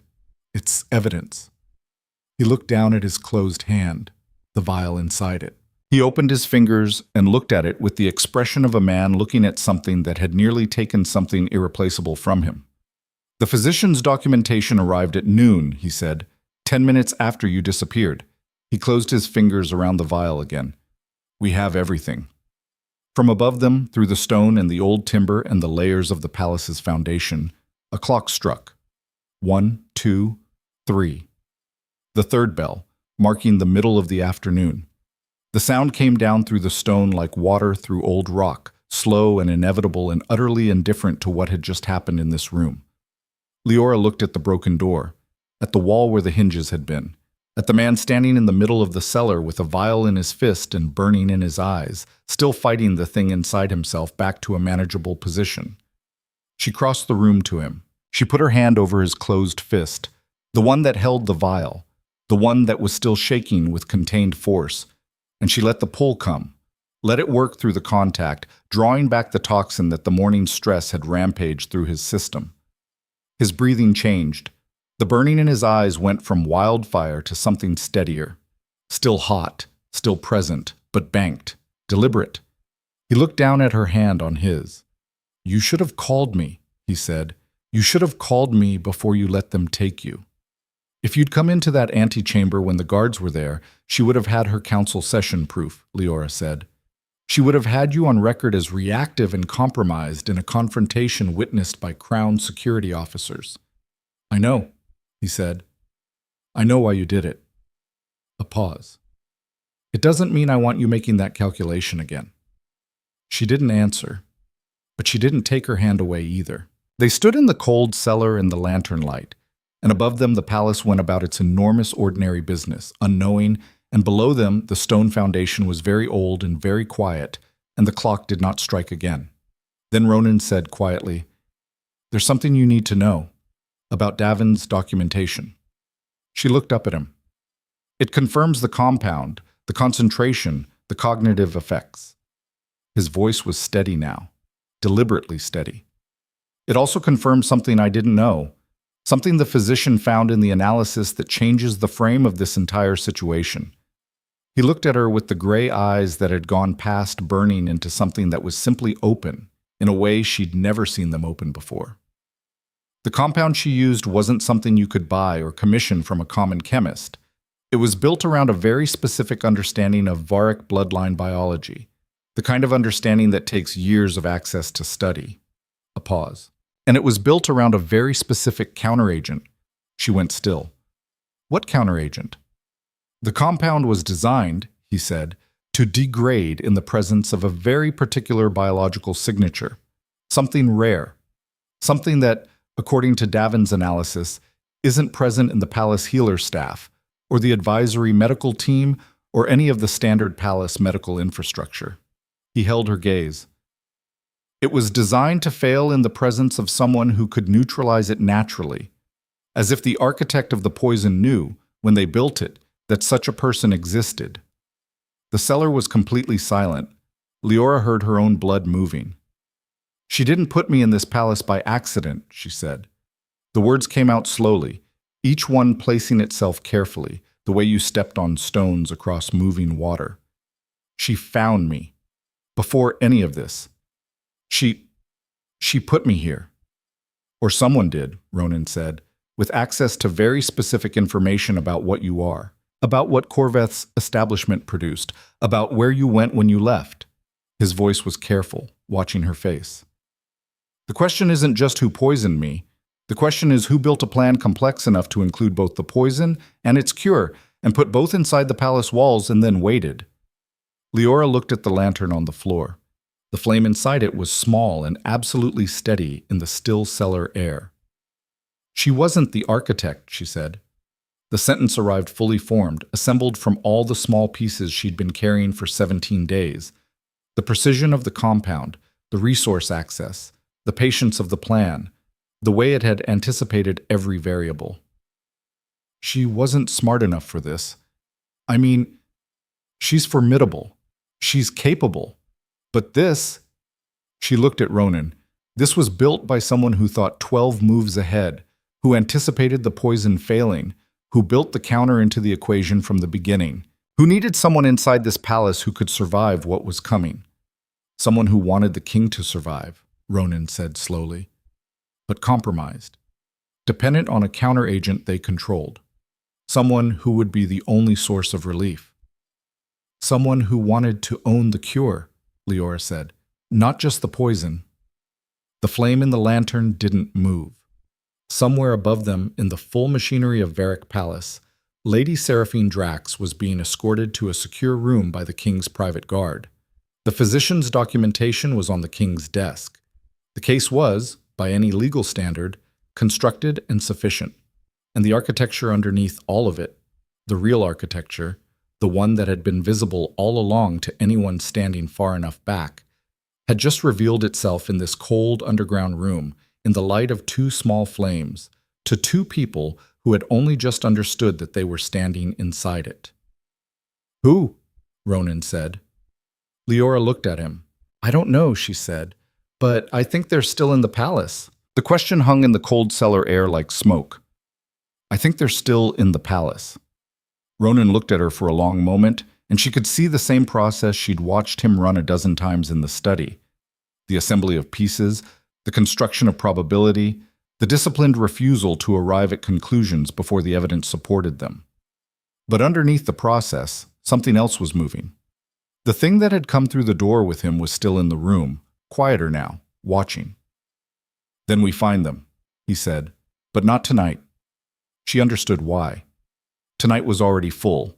Lady Seraphine secured, the documentation in hand, the Crown Security Council needing to be briefed before word of the lady's detainment spread through the palace in the uncontrollable way that news always spread through the palace. There was a sequence of events that had to be managed now, and it had to be managed carefully because the next 24 hours would determine whether this became justice or became chaos. They went upstairs. The palace that received them was the same palace it had been 2 hours ago, and also completely different. The way a room looked the same after something significant had happened in it, carrying the event invisibly in its air. The eastern wing corridors were quiet, evening coming on, the long light through the windows going gold and thin. Two of Ronan's personal guard fell into position as they came up from the foundation passage, and Leora noted without surprise that these were not the palace security staff she'd seen throughout her 2 years. These were men she'd never seen in the ordinary corridors, which meant they'd been kept separate, kept clean of whatever channels Lady Seraphine had access to. He'd been preparing for something. Not this specifically, but something. In the study, the physician's documentation was on the desk exactly as he'd described it. A sealed leather folder, opened and re-examined, the papers inside covered in Davin's precise clinical hand. Leora read through it while Ronan spoke in low tones with the senior member of the personal guard at the study door. The documentation was meticulous. The compound identified, its architecture described in the kind of technical language that would mean nothing to a general audience, but everything to a forensic healer or a court-appointed medical examiner. The concentration levels she'd observed and reported to Davin correlated against Davin's independent analysis of the sample. The physiological effects on a subject with Varick bloodline biology, described with the clinical precision of someone who had spent decades understanding the specific medical reality of the ruling bloodline. And at the end, attached with a small clip of iron wire, a separate page in different ink, something Davin had added after Leora had left, something that hadn't been part of the original commission. She read it twice. The counteragent architecture. The biological signature the compound was designed to degrade in the presence of. Described not as an anomaly, but as a known factor. Known, the word appearing twice in Davin's notes, to a specific lineage of practitioners documented in pre-capital medical records from 3 generations back. A lineage associated with a family name that appeared in the province registries as extinguished, gone, dispersed into the general population after the collapse of the old healing councils 40 years ago. The family name was not Vale, but it was connected to Vale through a chain of 3 marriages and 2 generation changes that Davin had apparently been able to trace because she kept her own archive of old healing records that the official palace medical library had long since deaccessioned as irrelevant. Leora set the page down. She looked at it on the desk in front of her. The candle flame beside it moved in the small draft from the window. She had known, in the way you knew things about your own body that couldn't be explained, that what she was able to do was not random, was not an accident of biology. Corveth had told her it was rare, one in several generations perhaps, the ability emerging without warning in bloodlines that had once carried the Healing Council's specific craft. She'd accepted that, filed it under the category of things about herself that had no useful explanation, and moved on. But rare was different from designed. Rare was a natural variation. What Davin's page was describing was something more purposeful, as if whoever had built the poison had known not just that such an ability existed somewhere in the population, but had known where to find it. She heard Ronan finish with the guard and return to the desk. He looked at the papers she'd set down. "You found the last page," he said. "Yes." He sat in the chair across from the desk rather than behind it, which she'd learned to understand as his signal that he wasn't in king at desk mode, that the conversation they were about to have was the other kind. Davin sent a message with the courier, separate from the documentation. She said she recognized the compound's counter-architecture from records she'd reviewed years ago, in a different context, and that she was careful to say thought, not knew, that it wasn't chance that you ended up here. "Someone placed me," Leora said. The words had a flat, factual sound. Someone knew enough about the healing lineage to find where it had dispersed. Found me. Found Corveth's establishment, or created the conditions for me to end up there. And then, she stopped. "And then let you leave," he said. "Let you come here. Let you spend 2 years being invisible, building a life, becoming established enough in this palace that when the moment came, I was exactly where they needed me," she finished. The study absorbed that. The fire crackled. Outside, the courtyard had gone to evening blue, the last light pulling back from the windows. "The question," Ronan said carefully, "is what they needed you for." The poison was Seraphine's operation. She had a clear motive, a clear method. If someone else was above her, someone who built the architecture of both the poison and its counter, what were they building toward? Leora looked at the documentation. She thought about the border provinces, about the economic infrastructure Lady Seraphine had described, the people invested in the current arrangement, the significant damage a change in policy would cause. She thought about the kind of person who would build a plan this complex, who would think far enough ahead to place the cure before the poison was deployed, who would route everything through Lady Seraphine and leave no direct fingerprints, who would want a king who was compromised and dependent on a relief source they controlled rather than a king who was dead. "They didn't want you dead," she said. "They didn't want you incapacitated to the point of removal. They wanted you functional, but manageable, reachable. A king who needed something that only one specific person could provide." She looked up at him. "And they intended to be that person." Not Seraphine, he said. She was the mechanism, not the beneficiary. No, someone who planned to step in after the poison had done its work, after you were dependent, after Seraphine had served her purpose and become expendable. Leora paused. Someone who had access to pre-capital healing records. Someone with enough resources to find me in Verlaine and build circumstances around me over years. She met his gaze. Someone currently in this palace who believes their plan is still intact, because the piece they built into the plan, me, has been doing exactly what they designed me to do. They don't know that you know, he said. Not yet. The silence between them was a different kind of silence than the cellar had been. Not the silence of shock or of immediate danger, but the silence of two people standing on the edge of a decision that couldn't be undone. We proceed with Seraphine's trial, Leora said, exactly as planned, publicly, formally, the documentation, the testimony, the full process. She held his gaze. And we use the trial as the stage to draw out whoever is above her. Because they're going to watch. They'll have to watch. If Seraphine breaks under questioning and starts naming names, their entire construction collapses. They'll want to be close enough to manage the damage. Or close enough to ensure she doesn't name them, Ronan said. Yes. He looked at her steadily. You're proposing to make yourself a visible target in a public proceeding. I'm already a target. The difference is that in a public proceeding, anything that happens to me is witnessed. She didn't soften it. They can't move against me in front of the full royal court without it becoming exactly the kind of evidence that destroys them. A long pause. There's one more thing, he said, about the public proceeding. His voice had taken on the careful quality of someone managing something that had personal weight. Your ability, if you testify, if you describe what you experienced, how you were able to identify and draw out the poison, it becomes public record. Every person in that court will know what you can do. She'd thought about that. She'd thought about it in the cellar and on the stairs and in the first moments of reading Davin's last page. She'd thought about what it meant to spend 2 years being invisible, building the particular architecture of a life that no one looked at, and then stand in a formal proceeding in front of the full assembled power of the kingdom and say clearly, with her own voice, what she was.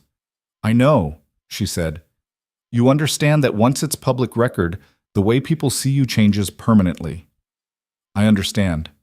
He looked at her with the gray eyes that had been cleared by 17 days of treatments to a sharpness that cut clean and clean. Then we should discuss what that means, not for the trial. After. After first, she said. Let's get to after. Something moved across his face, too quick to name, but warm, and she let herself feel the warmth of it for exactly 1 second before she put it in the category of things to address when the machinery of the next several days had finished moving. The formal arrest of Lady Seraphine Drax was announced the following morning through the official Crown communication, sealed with the King's mark, distributed to the full advisory council and the senior palace staff before the second bell. It was worded with the precise legal language of the security protocol it invoked, naming the charges without elaboration: conspiracy against the Crown, administration of substances with intent to compromise the governing capacity of the sovereign, and confirming that a formal court proceeding would be held within 3 days. The palace reacted the way a large body of water reacted to something dropped into it, in ripples, spreading outward, each ring carrying the disturbance to edges that hadn't yet felt it. Leora watched it from the eastern wing with the particular vision of someone who had spent 2 years learning to read the invisible social currents of the place. The first reaction was disbelief, not performed disbelief, but genuine, the kind that came from 23 years of Lady Seraphine being a fixture so permanent that her absence from the usual framework of palace function was simply incomprehensible.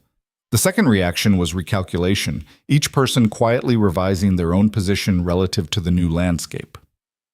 The third reaction, arriving in the advisory council chambers by mid-morning, was something closer to fear. Madame Corvoon came to the eastern wing at the third bell.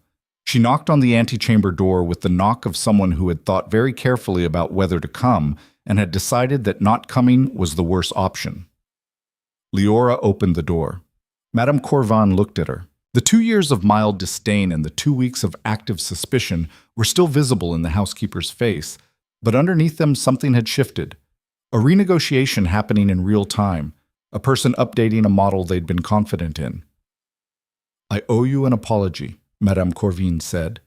She said it the way she did everything, efficiently, without decoration, as if she'd identified the correct action and was executing it before she could second-guess the necessity. "I made assumptions that I repeated publicly, and I was wrong about them." Leora looked at her. "You were doing your job," she said.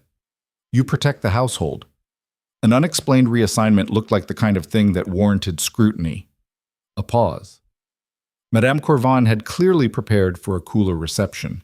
The measured fairness of Leora's response seemed to disassemble something she'd been braced for. "The staff is unsettled," Madame Corvine said. "There are a great many questions about what's been happening and what it means for the household going forward. I thought someone should come and—" She stopped. Started again. "I thought it should be me."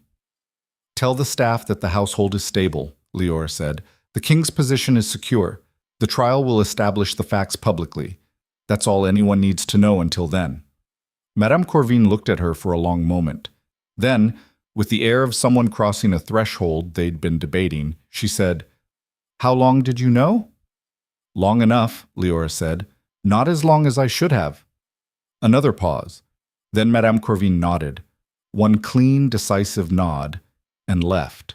Leora closed the door and went back to the desk where the trial preparation documents were spread across the surface, and she thought about the renegotiation she'd just watched happen on Madame Corvine's face, and she understood that the same renegotiation was happening everywhere in the palace right now, in every person who had looked at her and seen a maid who had positioned herself and was now revising that assessment against the available evidence.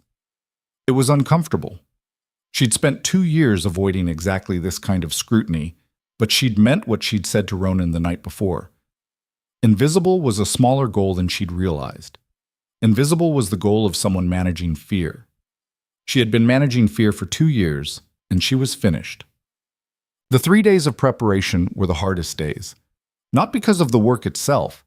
The work was extensive. The legal construction of the case, demanding the kind of precision that left no time for anything except the next necessary thing. Ronan's legal advisors, brought in from outside the advisory council structure, worked through 2 nights assembling the documentary framework. Davin's testimony was arranged through the secure channel, her appearance at the court proceeding confirmed, and her documents legally authenticated. The samples from the morning tea deliveries, Leora had with characteristic forethought preserved a week's worth of drawn samples in the sealed vials she kept in the false-lined case, were processed by 2 independent forensic healers. The hardest part was waiting for the thing above Lady Seraphine to move, watching for it. Every conversation, every arrival in the eastern wing, every face in the corridors going through the same assessment. Is this it? Is this the hand reaching in to manage the damage? She and Ronan had agreed on a protocol. She would make herself visible throughout the preparation period, attending every meeting where the trial was discussed, ensuring that anyone watching would see exactly how central she was to the case. She was the bait. She'd agreed to it. She understood the logic. Understanding the logic didn't make the waiting easier. On the second night, past the 3rd bell, the study was quiet and the preparation work was done for the day, and Ronan was still at the desk, and she was still in the window chair, and neither of them had spoken for 20 minutes when he said, without looking up from the page he was reviewing, "Petra came to see me this morning." Leora looked up from the document she'd been reading. "My Petra." "The maid from the west corridor, yes." A slight pause. "She wanted to know if you were all right. She'd heard the rumors about what happened in the cellar, and the version circulating in the servants' hall is—" He set down the page. "Vivid. Apparently you defeated 3 guards and Lady Seraphine personally using abilities of supernatural origin, after which the king descended to the foundation in the form of an enormous wolf and tore the door from the building." She stared at him. "The door," he said, entirely straight-faced, "which I tore from the building with my own hands, which I grant is somewhat in the wolf direction in terms of execution, has achieved a kind of legendary status in the lower staff rotation." Leora looked at him for a moment. Then something she hadn't been expecting to feel arrived. A laugh, Small but actual, coming from somewhere she'd been keeping very carefully locked for 3 days. It lasted only a second, but it was real. He looked at her when she laughed, and what was on his face in that moment was so unguarded and so warm that she looked away quickly, back at her document, and held very still. "Petra wanted me to tell you," he said, his voice returning to its normal register, "that she doesn't believe the supernatural version, but she did keep the gray uniform that went missing on the night you were reassigned, because," her words, "she had a feeling it might be important and she didn't know who else to give it to." Leora was quiet for a moment. She kept it. She did. She thought about Petra, who had come to find her in the linen room and had said, "People are saying things with the expression of someone who hated having to say it but hated the alternative more," who had, in her own way, been the closest thing to a person in Leora's corner for 2 years, without either of them ever formally acknowledging it. "Tell her thank you," Leora said. "Tell her to keep it a little longer." When she finally looked up, Ronan was watching her with the expression that lived in the territory she'd been refusing to name, the one that had been building since the first night in this room and hadn't stopped, regardless of how many practical and tactical and sensible reasons she'd constructed for why it should. "After," she said quietly. "After," he agreed, with the particular quality of a man making a commitment and meaning it. The morning of the trial arrived cold and gray, with a low sky pressing down over the palace and the courtyard below the eastern windows glazed with the first frost of the season. Leora was up before the bells, dressed, prepared, her hair pinned with the precise care of someone who understood that the way you entered a room became part of what the room decided about you. She thought about the 2 years of gray uniforms and practiced invisibility, and she put them in their proper category, a strategy that had served its purpose. She put on the deep blue coat she'd been given from the royal household stores at Ronan's quiet instruction 2 days before, not the elaborate formal wear of the court, but the clear, unmistakable blue of Crown Association, the color that said this person belongs to this house in the visual language the palace understood. And she went to the eastern wing. The trial chamber in Varric Palace was a room that had been designed to make the proceedings inside it feel permanent. High stone walls, ribbed vaulting overhead, the long central table where the judicial panel sat flanked by the formal witness positions, the gallery above for observers, the carved seal of the crown above the primary seat where the king, when present, could preside. It held perhaps 200 people at full assembly. By the time Leora took her position at the witness table, it was full. She had not expected that. She had known the trial was public. The announcement had specified open court, but she had underestimated how comprehensively the invitation had been understood. The advisory council sat together in the formal position to the left of the judicial panel. The senior household staff occupied rows at the back. The gallery above was dense with faces she recognized from every level of the palace. And in the primary seat, under the carved seal of the crown, Ronan sat with the composed iron authority of a man who had been managing how he appeared in this room since he was 19, and who was, she could tell from across the chamber, clearer and steadier than she had seen him since this began. The morning treatment, conducted before the bells with the precision of something they'd practiced, had been the most complete she'd managed yet. The toxin's architecture, worn down over 18 days of steady work, had come apart this morning in a way it hadn't before. Not gone, not fully, but depleted enough that what remained was manageable, and what was left of the man underneath it was unobstructed. He looked like the king he was, not the compromised, fog-edged version she'd been shoring up for 18 days, the actual version, the one that had been there all along, waiting for the fog to clear. She thought, this is what someone spent months trying to take from this room, this specific thing. Lady Seraphine was brought in last. She came through the side entrance with 2 guards and took the respondent's position with the composure of someone who had decided that composure was the one thing they would not relinquish regardless of what happened to everything else. Her silver hair was pinned, her green coat was pressed. She looked at the room, at the full gallery, at the judicial panel, at Ronan, and then her pale blue eyes moved to Leora and held there for a moment that contained everything that hadn't been said in the cellar. The presiding judge opened the proceedings. What followed was the careful, systematic dismantling of a constructed reality. Davin testified first. She described the compound in the clinical language of her documentation, translated for the non-medical members of the court with the patient clarity of someone who had spent decades communicating complex medical truths to people who needed to understand them. She described the concentration levels, the calibration patterns, the effects on governing cognition. She answered questions from the judicial panel and from the Crown's legal counsel with the unhurried precision of someone who had built their case on evidence and knew exactly what their evidence could bear. When she was finished, the chamber was very quiet. The forensic healers went next, presenting their independent analysis of the preserved T samples. 2 independent confirmations of the same compound, the same concentration range, the same architectural signature in the liquid delivered to the king's study by Lady Seraphine Drax's morning dispatch. Then the Crown's legal counsel called Laura. She walked from the witness table to the formal testimony position at the center of the chamber with the even pace of someone who had decided what this was and was not going to perform anything other than exactly that. She felt 200 people watching her. She felt the gallery overhead and the advisory council to her left and the judicial panel in front of her.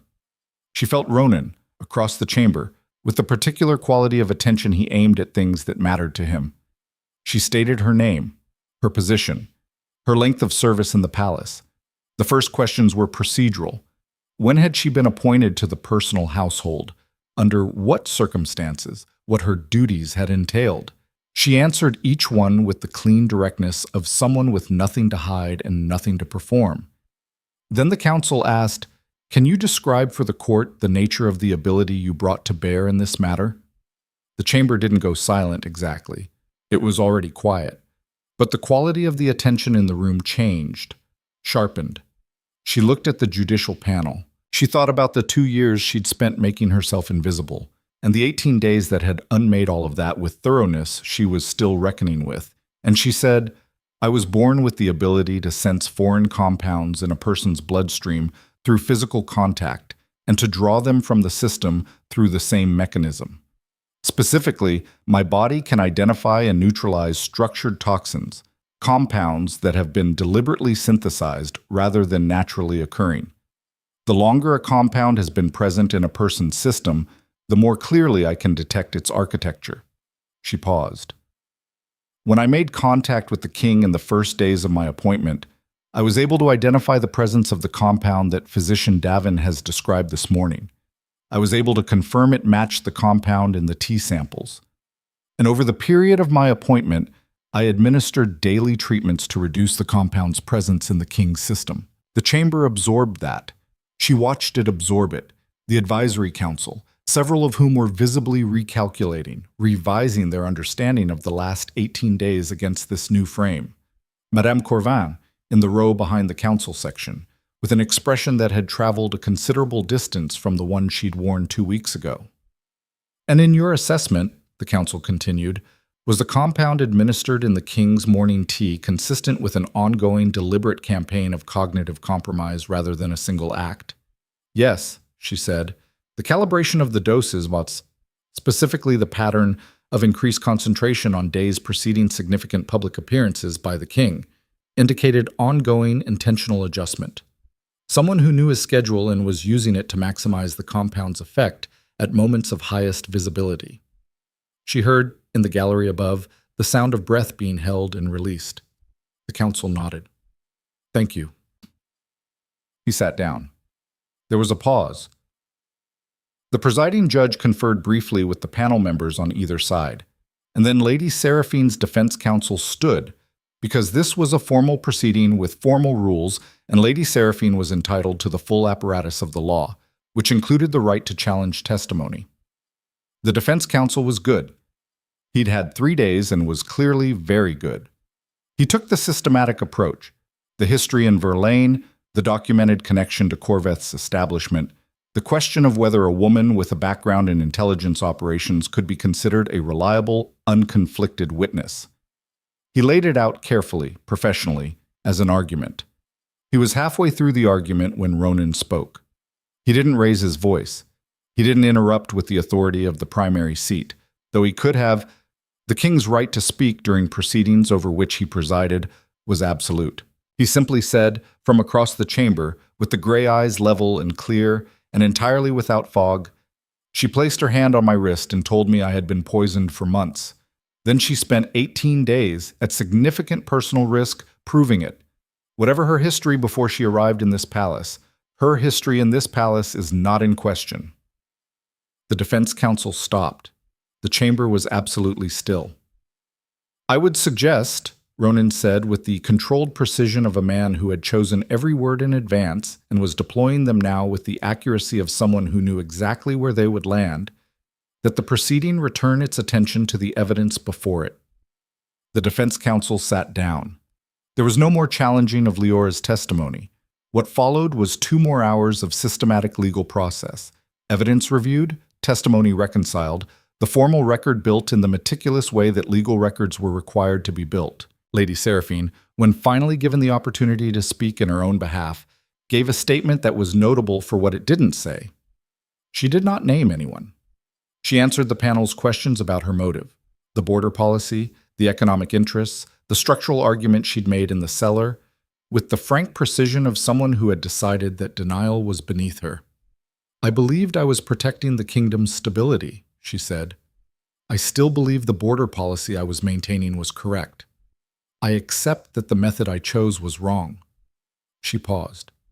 I will not pretend it was anything other than what it was. In the silence that followed, Leora watched the panel members. She watched the advisory council. She watched the gallery.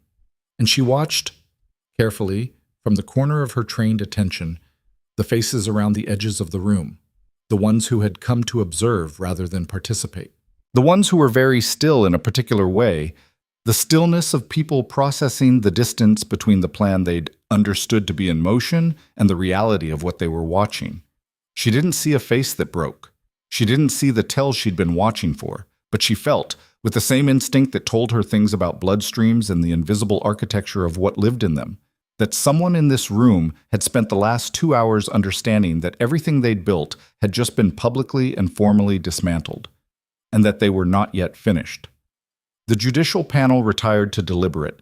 They returned in 40 minutes, which was fast enough to mean the deliberation had been decisive. The presiding judge read the finding with the formal language of the court.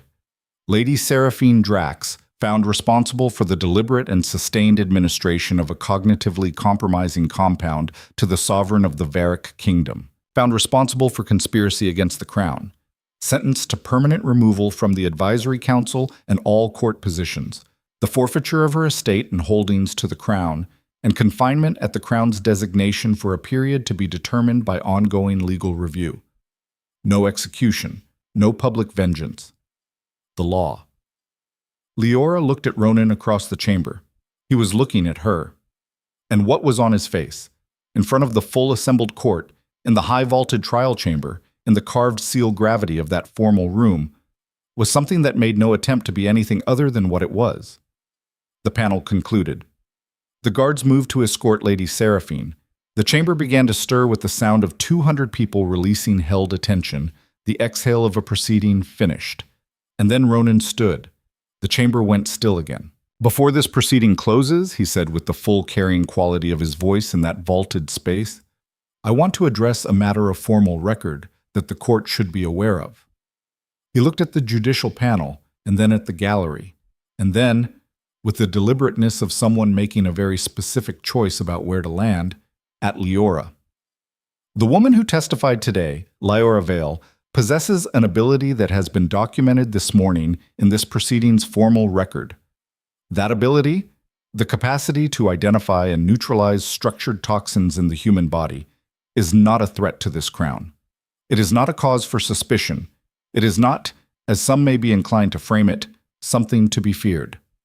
The chamber was absolutely attentive.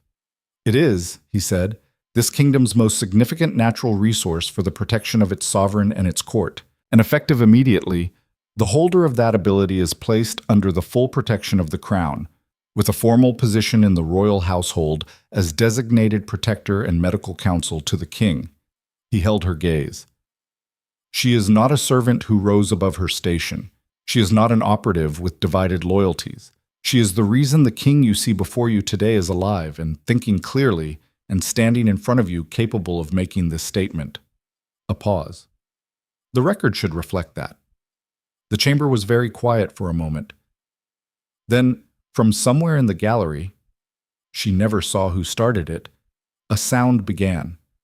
Not applause exactly, in the formal sense, more like a room of people choosing, collectively, to let themselves respond to something. It built, and it was real.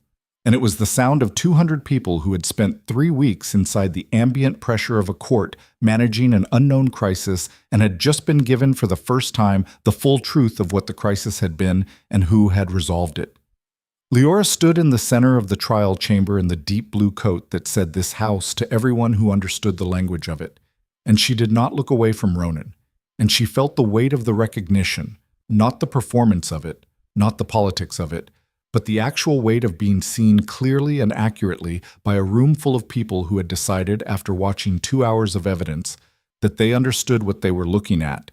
It was the most exposed she had ever been in her life.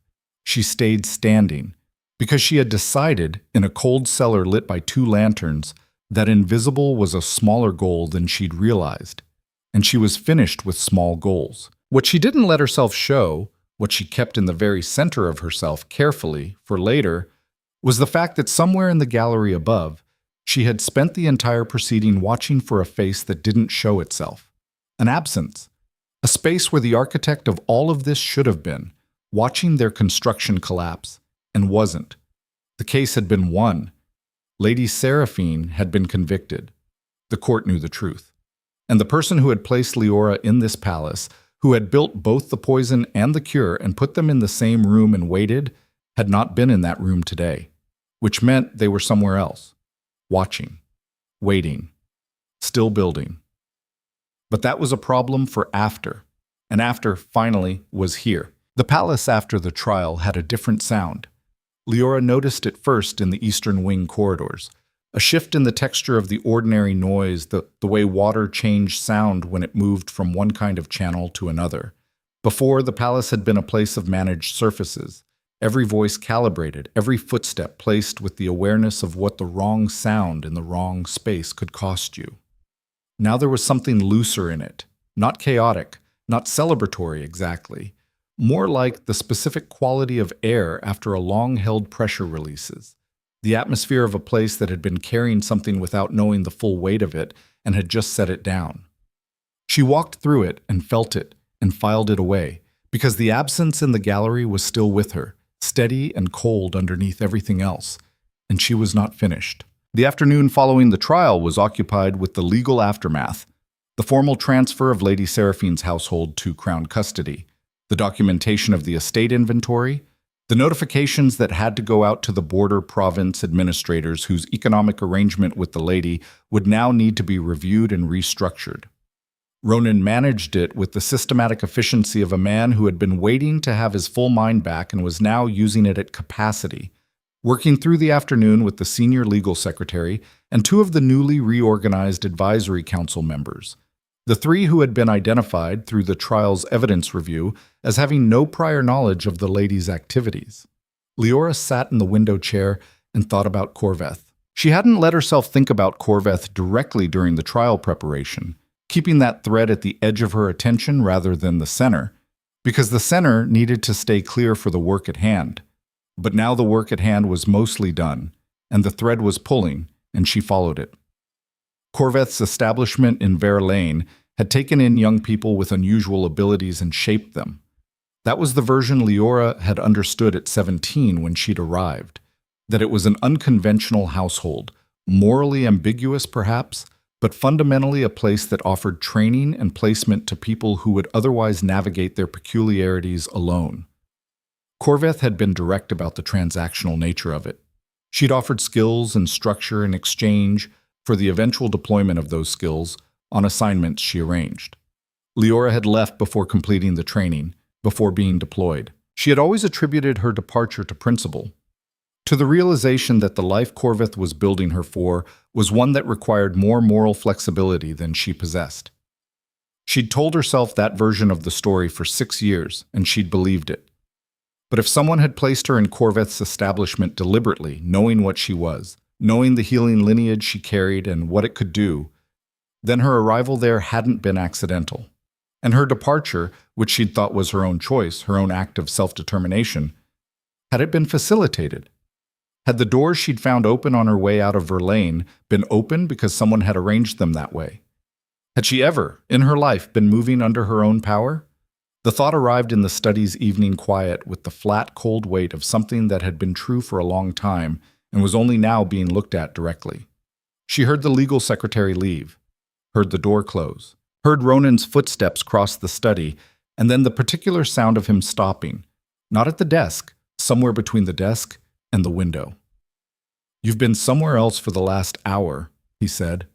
She looked up. He was standing in the middle of the room, jacket off, the late-day version of him that she'd come to know better than any other, the one that had put down the formal architecture for the day and was simply present. He was looking at her with the gray eyes that missed very little, and what they were registering now was the specific quality of her stillness, which was different from the ordinary stillness, and he had learned to tell the difference.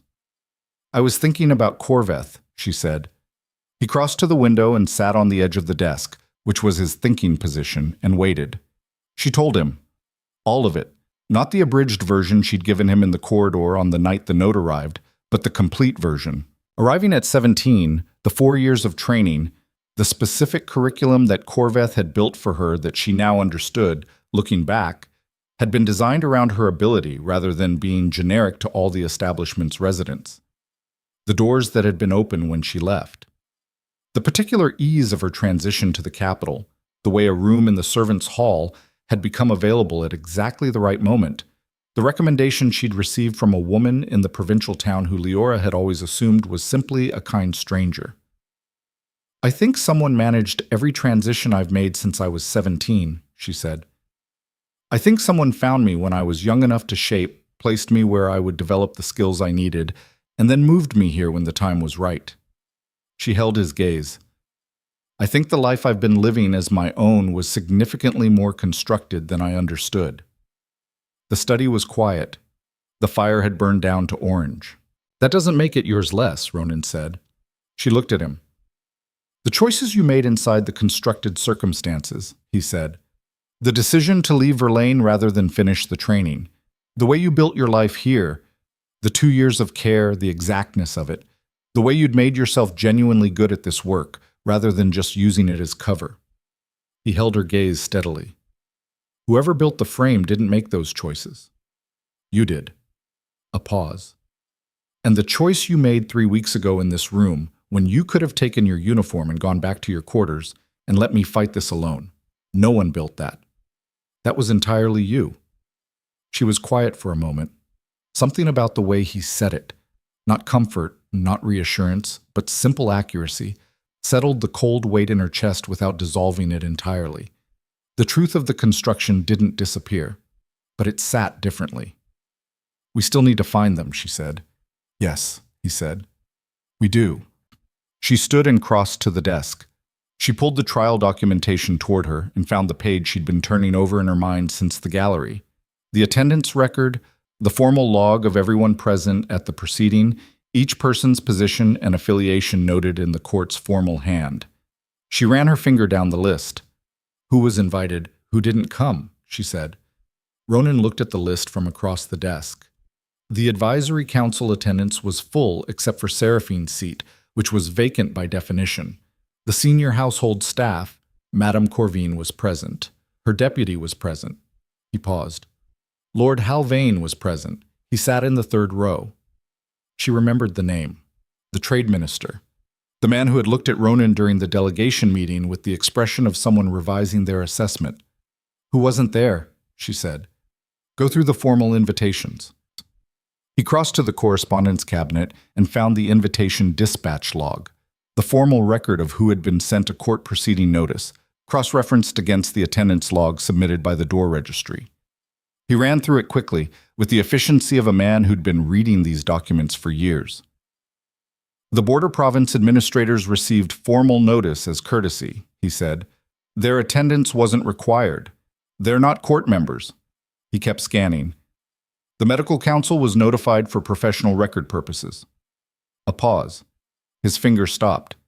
"The Crown Trade Advisory Board, 6 members, 5 attended." He looked up. One didn't. Leora waited. Counselor Marin Voss, he said. He set the log down on the desk with the care of someone placing something fragile. She's been on the Crown Trade Advisory for 11 years. She was appointed during my uncle's administration and retained because her trade analysis was considered valuable. He looked at Leora. Her primary area of expertise is northern border economic policy. The fire popped in the grate. She has access to pre-capital records, Leora said. It wasn't a question. The Trade Advisory maintains an archive that includes provincial records going back 80 years, Ronan said. It was built up during the expansion period. It would include medical registries, family records, the kind of documentation you'd need to trace a healing lineage dispersed into the general population. He paused. And she's been on the advisory for 11 years. She would have known Seraphine, known her methods, known the specific leverage points.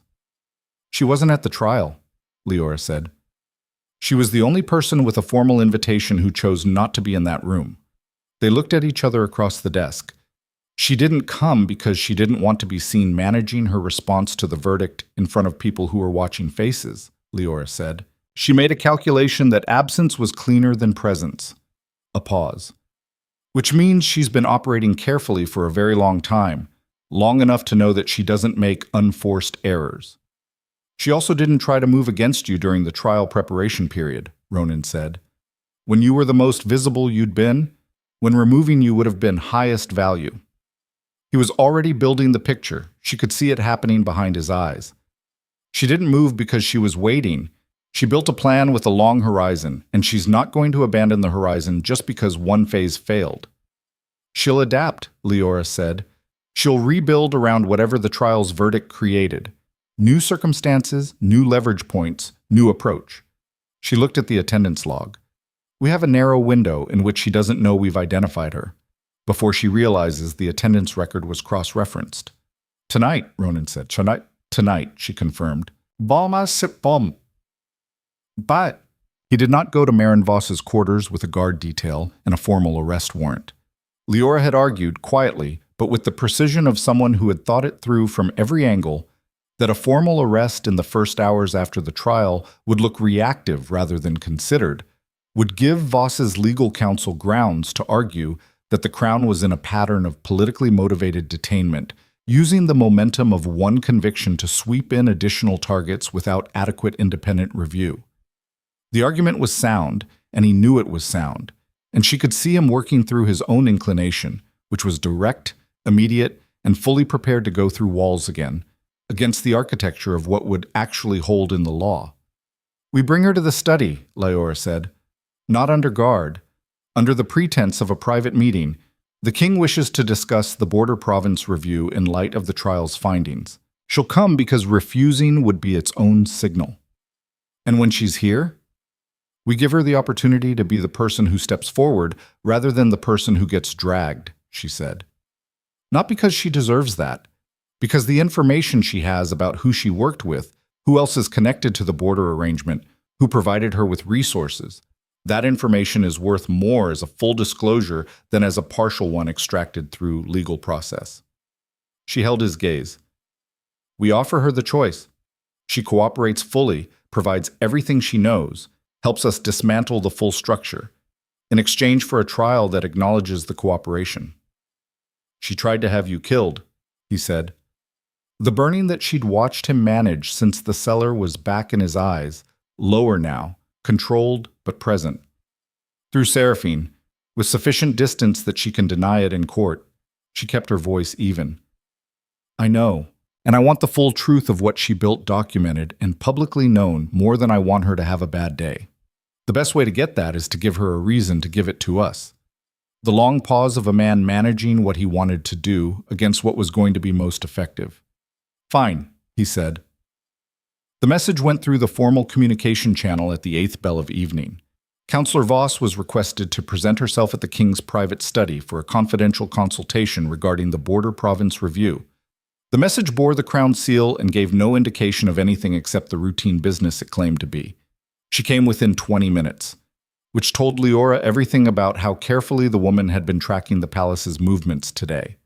She'd been ready, which meant she'd been waiting for exactly this kind of contact, which meant she'd already been doing the calculation about how to handle the situation the trial had created. She came through the study door with the bearing of someone who managed their own alertness into a presentation of calm, and she was good at it. She was a compact woman in her late 50s, with dark hair silvering at the temples, and a face that had the particular quality of long-term strategic intelligence, watchful in a way that had become so habitual it looked like repose. She wore the formal blue of the Trade Advisory Board, and her eyes, when they found Leora standing in the window position, performed a rapid and practiced assessment that took less than a second and revealed nothing. "Your Majesty," she said, with a small inclination of formal courtesy, "I understand you wanted to discuss the border review." "Sit down, Councillor Voss," Ronan said. She sat. Leora stayed by the window. The pause that followed was the kind that told the room's occupants exactly how much everyone in it understood about the real nature of the meeting. Voss held it without filling it, which confirmed what Leora had already read in the attendance record. This was not a woman who made unforced errors. Ronan placed the attendance log on the desk. He placed it so the cross-referenced discrepancy was visible from where she sat. He didn't point to it. "You were the only person with a formal court invitation who didn't attend today's proceeding," he said. A brief pause. "I had a prior obligation I wasn't able to reschedule. I sent my formal apologies through the court registry." "You did," he said. "The registry confirms it." He let that sit. "Tell me about your relationship with Lady Seraphine Drax." "We served on the advisory council together for 11 years. She was the council chair. Our working relationship was professional and I believe productive." A pause. "What happened today was deeply distressing. I had no knowledge of what she'd been doing." "No," Ronan said. "You had more than knowledge. You had authorship." The word landed in the room like a stone in water. Voss didn't flinch. Leora watched her not flinch and recognized in it the caliber of what they were dealing with. Someone who had prepared for this specific conversation and had rehearsed the response to exactly this kind of statement. "That's a very serious allegation," Voss said calmly. "It's the accurate one." Ronan leaned forward slightly. "The compound used to poison me was designed with specific knowledge of Varick bloodline biology that Seraphine did not have. She was many things. She was not a medical architect. Someone built that compound for her. Someone who had access to detailed bloodline medical documentation and the resources to commission highly specialized pharmaceutical work." He held her gaze. "Someone who also, according to the physician Davin's analysis, built the compound specifically to fail in the presence of a very rare biological counteragent. A counteragent they then placed in this palace 2 years in advance." The fire was the only sound in the room for a long moment. "What you're describing," Voss said carefully, "requires a great deal of documentation to support." "Which we have," Leora said from the window. Voss turned her head and looked at Leora directly for the first time since entering the room. And in that look, finally, the practiced calm had something underneath it. Not fear exactly, not yet. The particular quality of a person who has encountered something they didn't fully model in their planning. "You were supposed to come here and neutralize the poison," Voss said. The words came out with the quiet of someone who had made a decision about what to do with the situation and was now executing it. That was the entire design. You arrive, you treat him, he becomes dependent on the treatment, and you become the only reliable source of his stability. And through you, she paused, through whoever you were connected to. "Except I wasn't connected to anyone," Leora said. "I hadn't been for 6 years." Voss looked at her. Something recalibrated in the pale face. "You actually left," she said. Not quite a question. The sound of a model being revised in real time. "Corveth told me you were still manageable, that the departure was a phase, that your training had taken hold well enough that your instincts would align with the operation when the moment came." A pause. "She was wrong." "She was wrong," Leora confirmed. Voss was quiet for a moment. She looked at the desk, at the attendance log, at her own hands flat on the armrests of the chair with the deliberate stillness of a person deciding. "What are you offering?" she asked. Ronan said, "Full cooperation. Everything you know about the structure, who was involved, who funded the pharmaceutical work, who else in the border province arrangement had knowledge of the operation. A complete disclosure, documented and sealed, provided voluntarily to the Crown before any formal charges are filed. He held her gaze. In exchange, a trial that formally acknowledges your cooperation and takes it into consideration in the sentencing. You're not offering immunity? No, he said. What you built caused damage that requires the law's response. But there is a meaningful difference between the record of someone who caused damage and then provided everything they had to help repair it, and the record of someone who caused damage and protected themselves to the end. A pause. You're a strategic person. You understand the difference. A long silence. Voss looked at Leora one more time. Did you know? She asked. Before tonight. Did you know it was me? I knew the architect was still in the palace, Leora said. I knew the absence in the gallery was significant. I didn't know your name until an hour ago. Voss looked at the fire. Corveth will deny everything, she said. She has her own legal infrastructure, and she's been protecting herself from exactly this kind of exposure for 30 years. Let us worry about Corveth, Ronan said. Another silence. The fire burned down another degree. All right, Marin Voss said. I'll give you everything. So she did. It took 4 hours and 3 scribes and the Crown's senior legal counsel brought in before the 9th bell with the disoriented air of a man who had expected his evening to be quiet. Voss gave it all. The initial contact with Corveth's network, the pharmaceutical commission, and the name of the chemist who'd built the compound, the financial channels that ran through 4 different trade house accounts, and eventually connected back to 6 border province stakeholders who had been among the primary investors in the current policy arrangement. She gave the names without apparent hesitation, which told Leora that she'd been carrying the weight of the structure alone for long enough, that the unburdening had its own relief. Corveth's name went into the formal record with enough supporting documentation to survive the legal infrastructure Voss had predicted she'd hide behind. By the time the scribes closed their books and the legal counsel had sealed the preliminary disclosure document, the palace clock had gone past the first bell of the deep night. Voss was escorted to the Crown's secure quarters, not the foundation cellar, which was never going to be used for that purpose again if Leora had any say in the matter, by 2 of the personal guard, and the study was quiet again. The last of the residual toxin came out that night. She almost missed it because she was tired in the bone-deep way of someone who had been running at sustained intensity for 3 weeks, and she'd been sitting in the window chair reviewing the scribe's preliminary notes, when Ronan sat on the edge of the desk in his end-of-day position and extended his hand with the familiar gesture, and she crossed to him and made contact and started the draw, and felt it come free. Not the incremental reduction of the previous 18 days, but the final piece, the last structured remnant of the compound's architecture coming apart completely under the cumulative work of weeks. It moved through the channel between them with the quality of something that had been holding on and then let go. And on his end, she felt his whole system shift. Not a small shift. The fundamental difference between a body that had been carrying a foreign thing for months and the same body, finally, without it. She held the contact until she was certain, then she released. He was looking at her when she stepped back.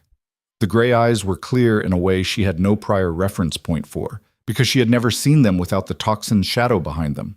This was the unobstructed version. This was what the gray looked like when nothing was working against it. "It's done," she said.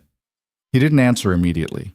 He looked at her with those clear, unobstructed eyes, and she understood that he was doing what she'd watched him do on the clearest days of the past 3 weeks, reading the room, reading the person in front of him, reading the situation with the full capacity of a mind that had been fighting impairment and was now simply whole. "Leora," he said. "Yes. I need to say something to you, and I need you to not file it under 'after' this time." She was quiet. "I know what this was," he said.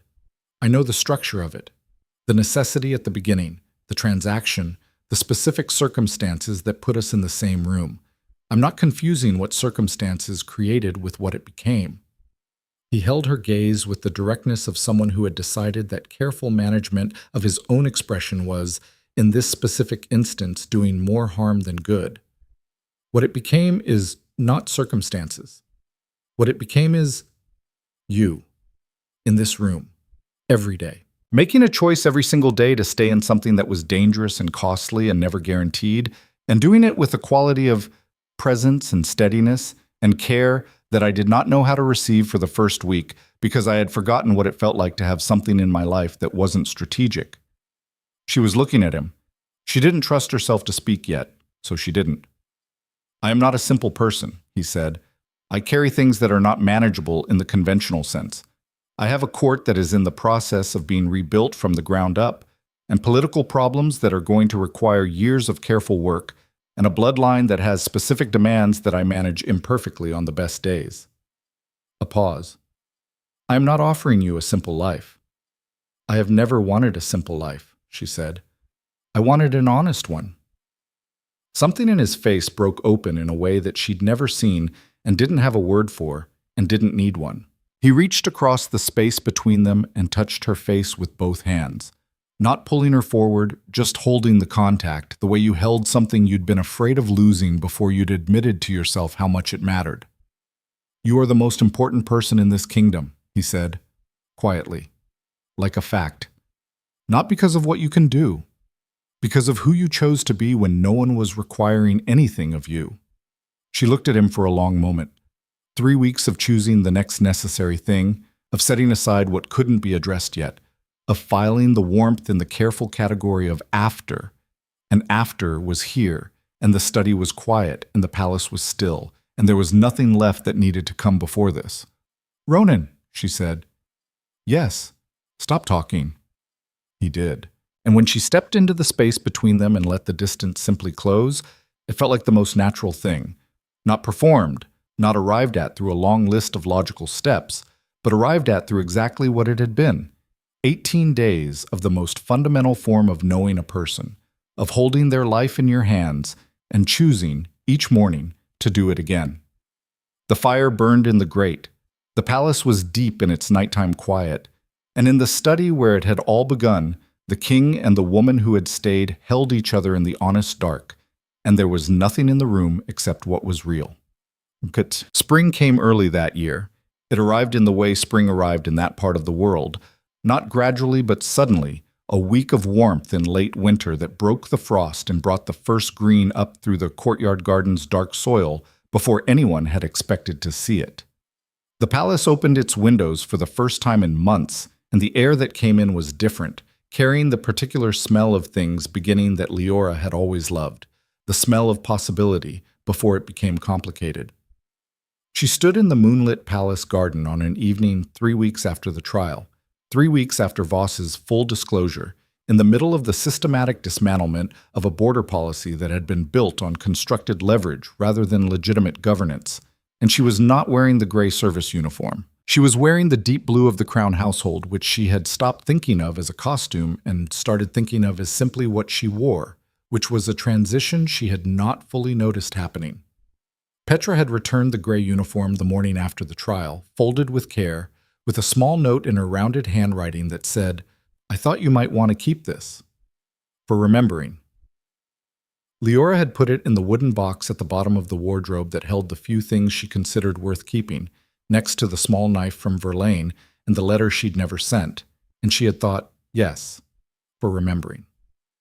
The courtyard garden was formal in its design, the geometric arrangements of the palace's original architects, trimmed hedges and stone paths, and the central fountain that had been turned off for winter and now ran again, the sound of it steady and ordinary in the quiet evening. Moonlight lay across the stone paths in long white rectangles, interrupted by the shadows of the topiary, and the air smelled of the new green and the fountain water, and the cold that was still in the evening, even with the warmth returning. Ronan came through the garden entrance at the time they'd agreed, without ceremony and without guard, which was still a habit she was working to mitigate. The security gap of a man who had spent 7 years believing the dangers to him were external and had not yet fully recalibrated to the reality that his personal security practices needed to reflect his new understanding of where threats could originate. She'd had that conversation with him twice. She expected to have it several more times before it took hold. He crossed the garden to where she was standing and stopped beside her at the fountain's edge, and they were quiet together for a moment in the way they'd learned to be quiet, which was its own language by now. Corveth's legal team filed the first challenge this morning, he said. I know. The Crown's legal counsel briefed me at the third bell. She looked at the fountain water. It's going to be a long process. Yes. She's been protecting herself for 30 years. She's built the infrastructure for exactly this eventuality. Leora paused. But the documentation Voss provided is extensive, and the pharmaceutical chemist's records were seized before her people could reach them, and the financial channels are fully traced. She looked at him. She doesn't have a defense. She has delay tactics. Those are different. He was looking at her with the expression that still, after weeks, occasionally caught her unprepared, but the full, open version of the gray eyes, without management. The border province stakeholders, he said. 4 of the 6 have formally requested to negotiate directly with the Crown on a new framework. They understand the old arrangement is gone. The other 2? We'll understand shortly. A brief pause that contained an entire political calculation. Halvain is handling it. He's been changed by the trial, I think. He came to me yesterday and said something I didn't expect from him. What did he say? That he'd been measuring me against the wrong standard for 6 years, Ronan said. That he'd been looking for a king who performed certainty, and what the trial showed him was a king who pursued truth. A pause. He said the second kind was harder to build policy around, but considerably more durable. Leora thought about the man she'd observed from across the study over 3 weeks with the expression of someone revising their model. He's not wrong, she said. No, Ronan agreed. He's not. He turned to face her more directly. There's something I want to ask you. She waited. The position I named in the trial, he said. Crown Protector, Medical Counsel. Those are real positions, formally recorded now, with a real scope and a real place in the household structure. But they were created for the specific circumstance we were in, and the circumstance has changed. He held her gaze. I want to create something more permanent, more accurate, a formal designation that reflects what you actually are in this court and this kingdom, that isn't dependent on the emergency that created it. She looked at him. What designation? That's what I'm asking you, he said. I know what I want to offer. I want to be certain you know what you want to accept, because what I want to offer is not a small thing, and it's not a reversible thing, and I've spent 3 weeks being careful not to mistake what I want for what you want. Ronan. Yes. Ask me, she said. He looked at her in the moonlit garden with the fountain sounding steady behind them, and the first green things pushing up through the dark soil, and the palace rising at his back with all its history and all its weight. And he was the most powerful person in 7 kingdoms, and also the man who had stood alone in a cold room at midnight, holding a piece of fabric against his face like a lifeline. And she had seen both things with equal clarity, and they had never contradicted each other. Be my partner, he said, in everything that word means.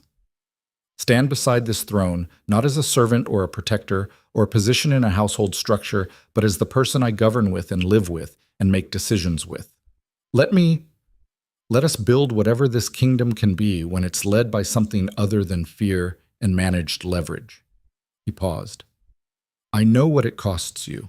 I know you built invisibility as a survival strategy, and I'm asking you to be the opposite of invisible for the rest of your life. I know that's not a small ask. No, she said, it isn't. But I'm asking. She looked at him. She thought about 17 years old and Corveth's establishment, and the person she'd been when she arrived there, young and alone and trying to understand an ability that no one around her could explain. She thought about the 6 years of careful self-construction, the 2 years of invisibility, gray uniform and practiced quiet, the deliberate diminishment of herself to a safe and manageable size. She thought about the choice she'd made in the Eastern Wing corridor 3 weeks ago, when she'd pushed open a door that was already ajar and walked into a room she had no business being in, and how that choice had been hers, entirely hers, regardless of whatever architecture had been built around it. The court is going to have opinions, she said. The court always has opinions, he said. It's one of the things they're most reliable about. Halvain will need time to recalibrate. Halvain is already recalibrating. He'll be fine. Madame Corvine will have structural concerns about the protocol of the arrangement and will probably produce a 12-page document of procedural recommendations. She already has, he said. It's actually quite thorough. I found it useful. She looked at him. Something that had been held very carefully inside her for a very long time. Held in the practical, guarded, this cannot be the thing I want, most category she'd built specifically to prevent herself from wanting things that could be taken away. Let go. Fully. With the same quality as the last of the toxin coming free, a thing that had been holding on, simply releasing. Yes, she said. The word was quiet in the moonlit garden, and it meant everything it meant. He reached for her hand, not the healing grip, not the compact, but the simple specific hold of one person reaching for another person in the dark, because the dark was where you found out what was real. And she let him take it, and they stood together at the fountain's edge while the water ran its steady course, and the first spring moon lay its light across the stone paths, and the new green things kept growing, unhurried, out of the cold ground. There were formal proceedings, of course. There always were. The court designation was announced 6 days later in the formal audience chamber with the full council present and the gallery full for the second time in a month. And this time, Madame Corvan had prepared the household for the occasion with the thoroughness of someone who had reviewed her assumptions and was determined to perform her new understanding with the same competence she'd brought to the old one. The blue coat was replaced with something that the royal household seamstress had constructed in 3 days, with an intensity that suggested she understood the weight of the commission. Deep blue still, but formal. The kind of formal that said, this house and this person, and permanently all at once. Petra was in the gallery. Leora saw her when she came through the side entrance, standing in the front row with both hands clasped and an expression that contained everything she hadn't said in the linen storage room in the west corridor and the 2 years of being the closest thing to a friend that invisibility allowed. When their eyes met, Petra smiled.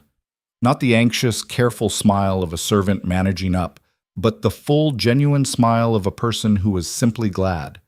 Leora smiled back, held it for a moment, meant it.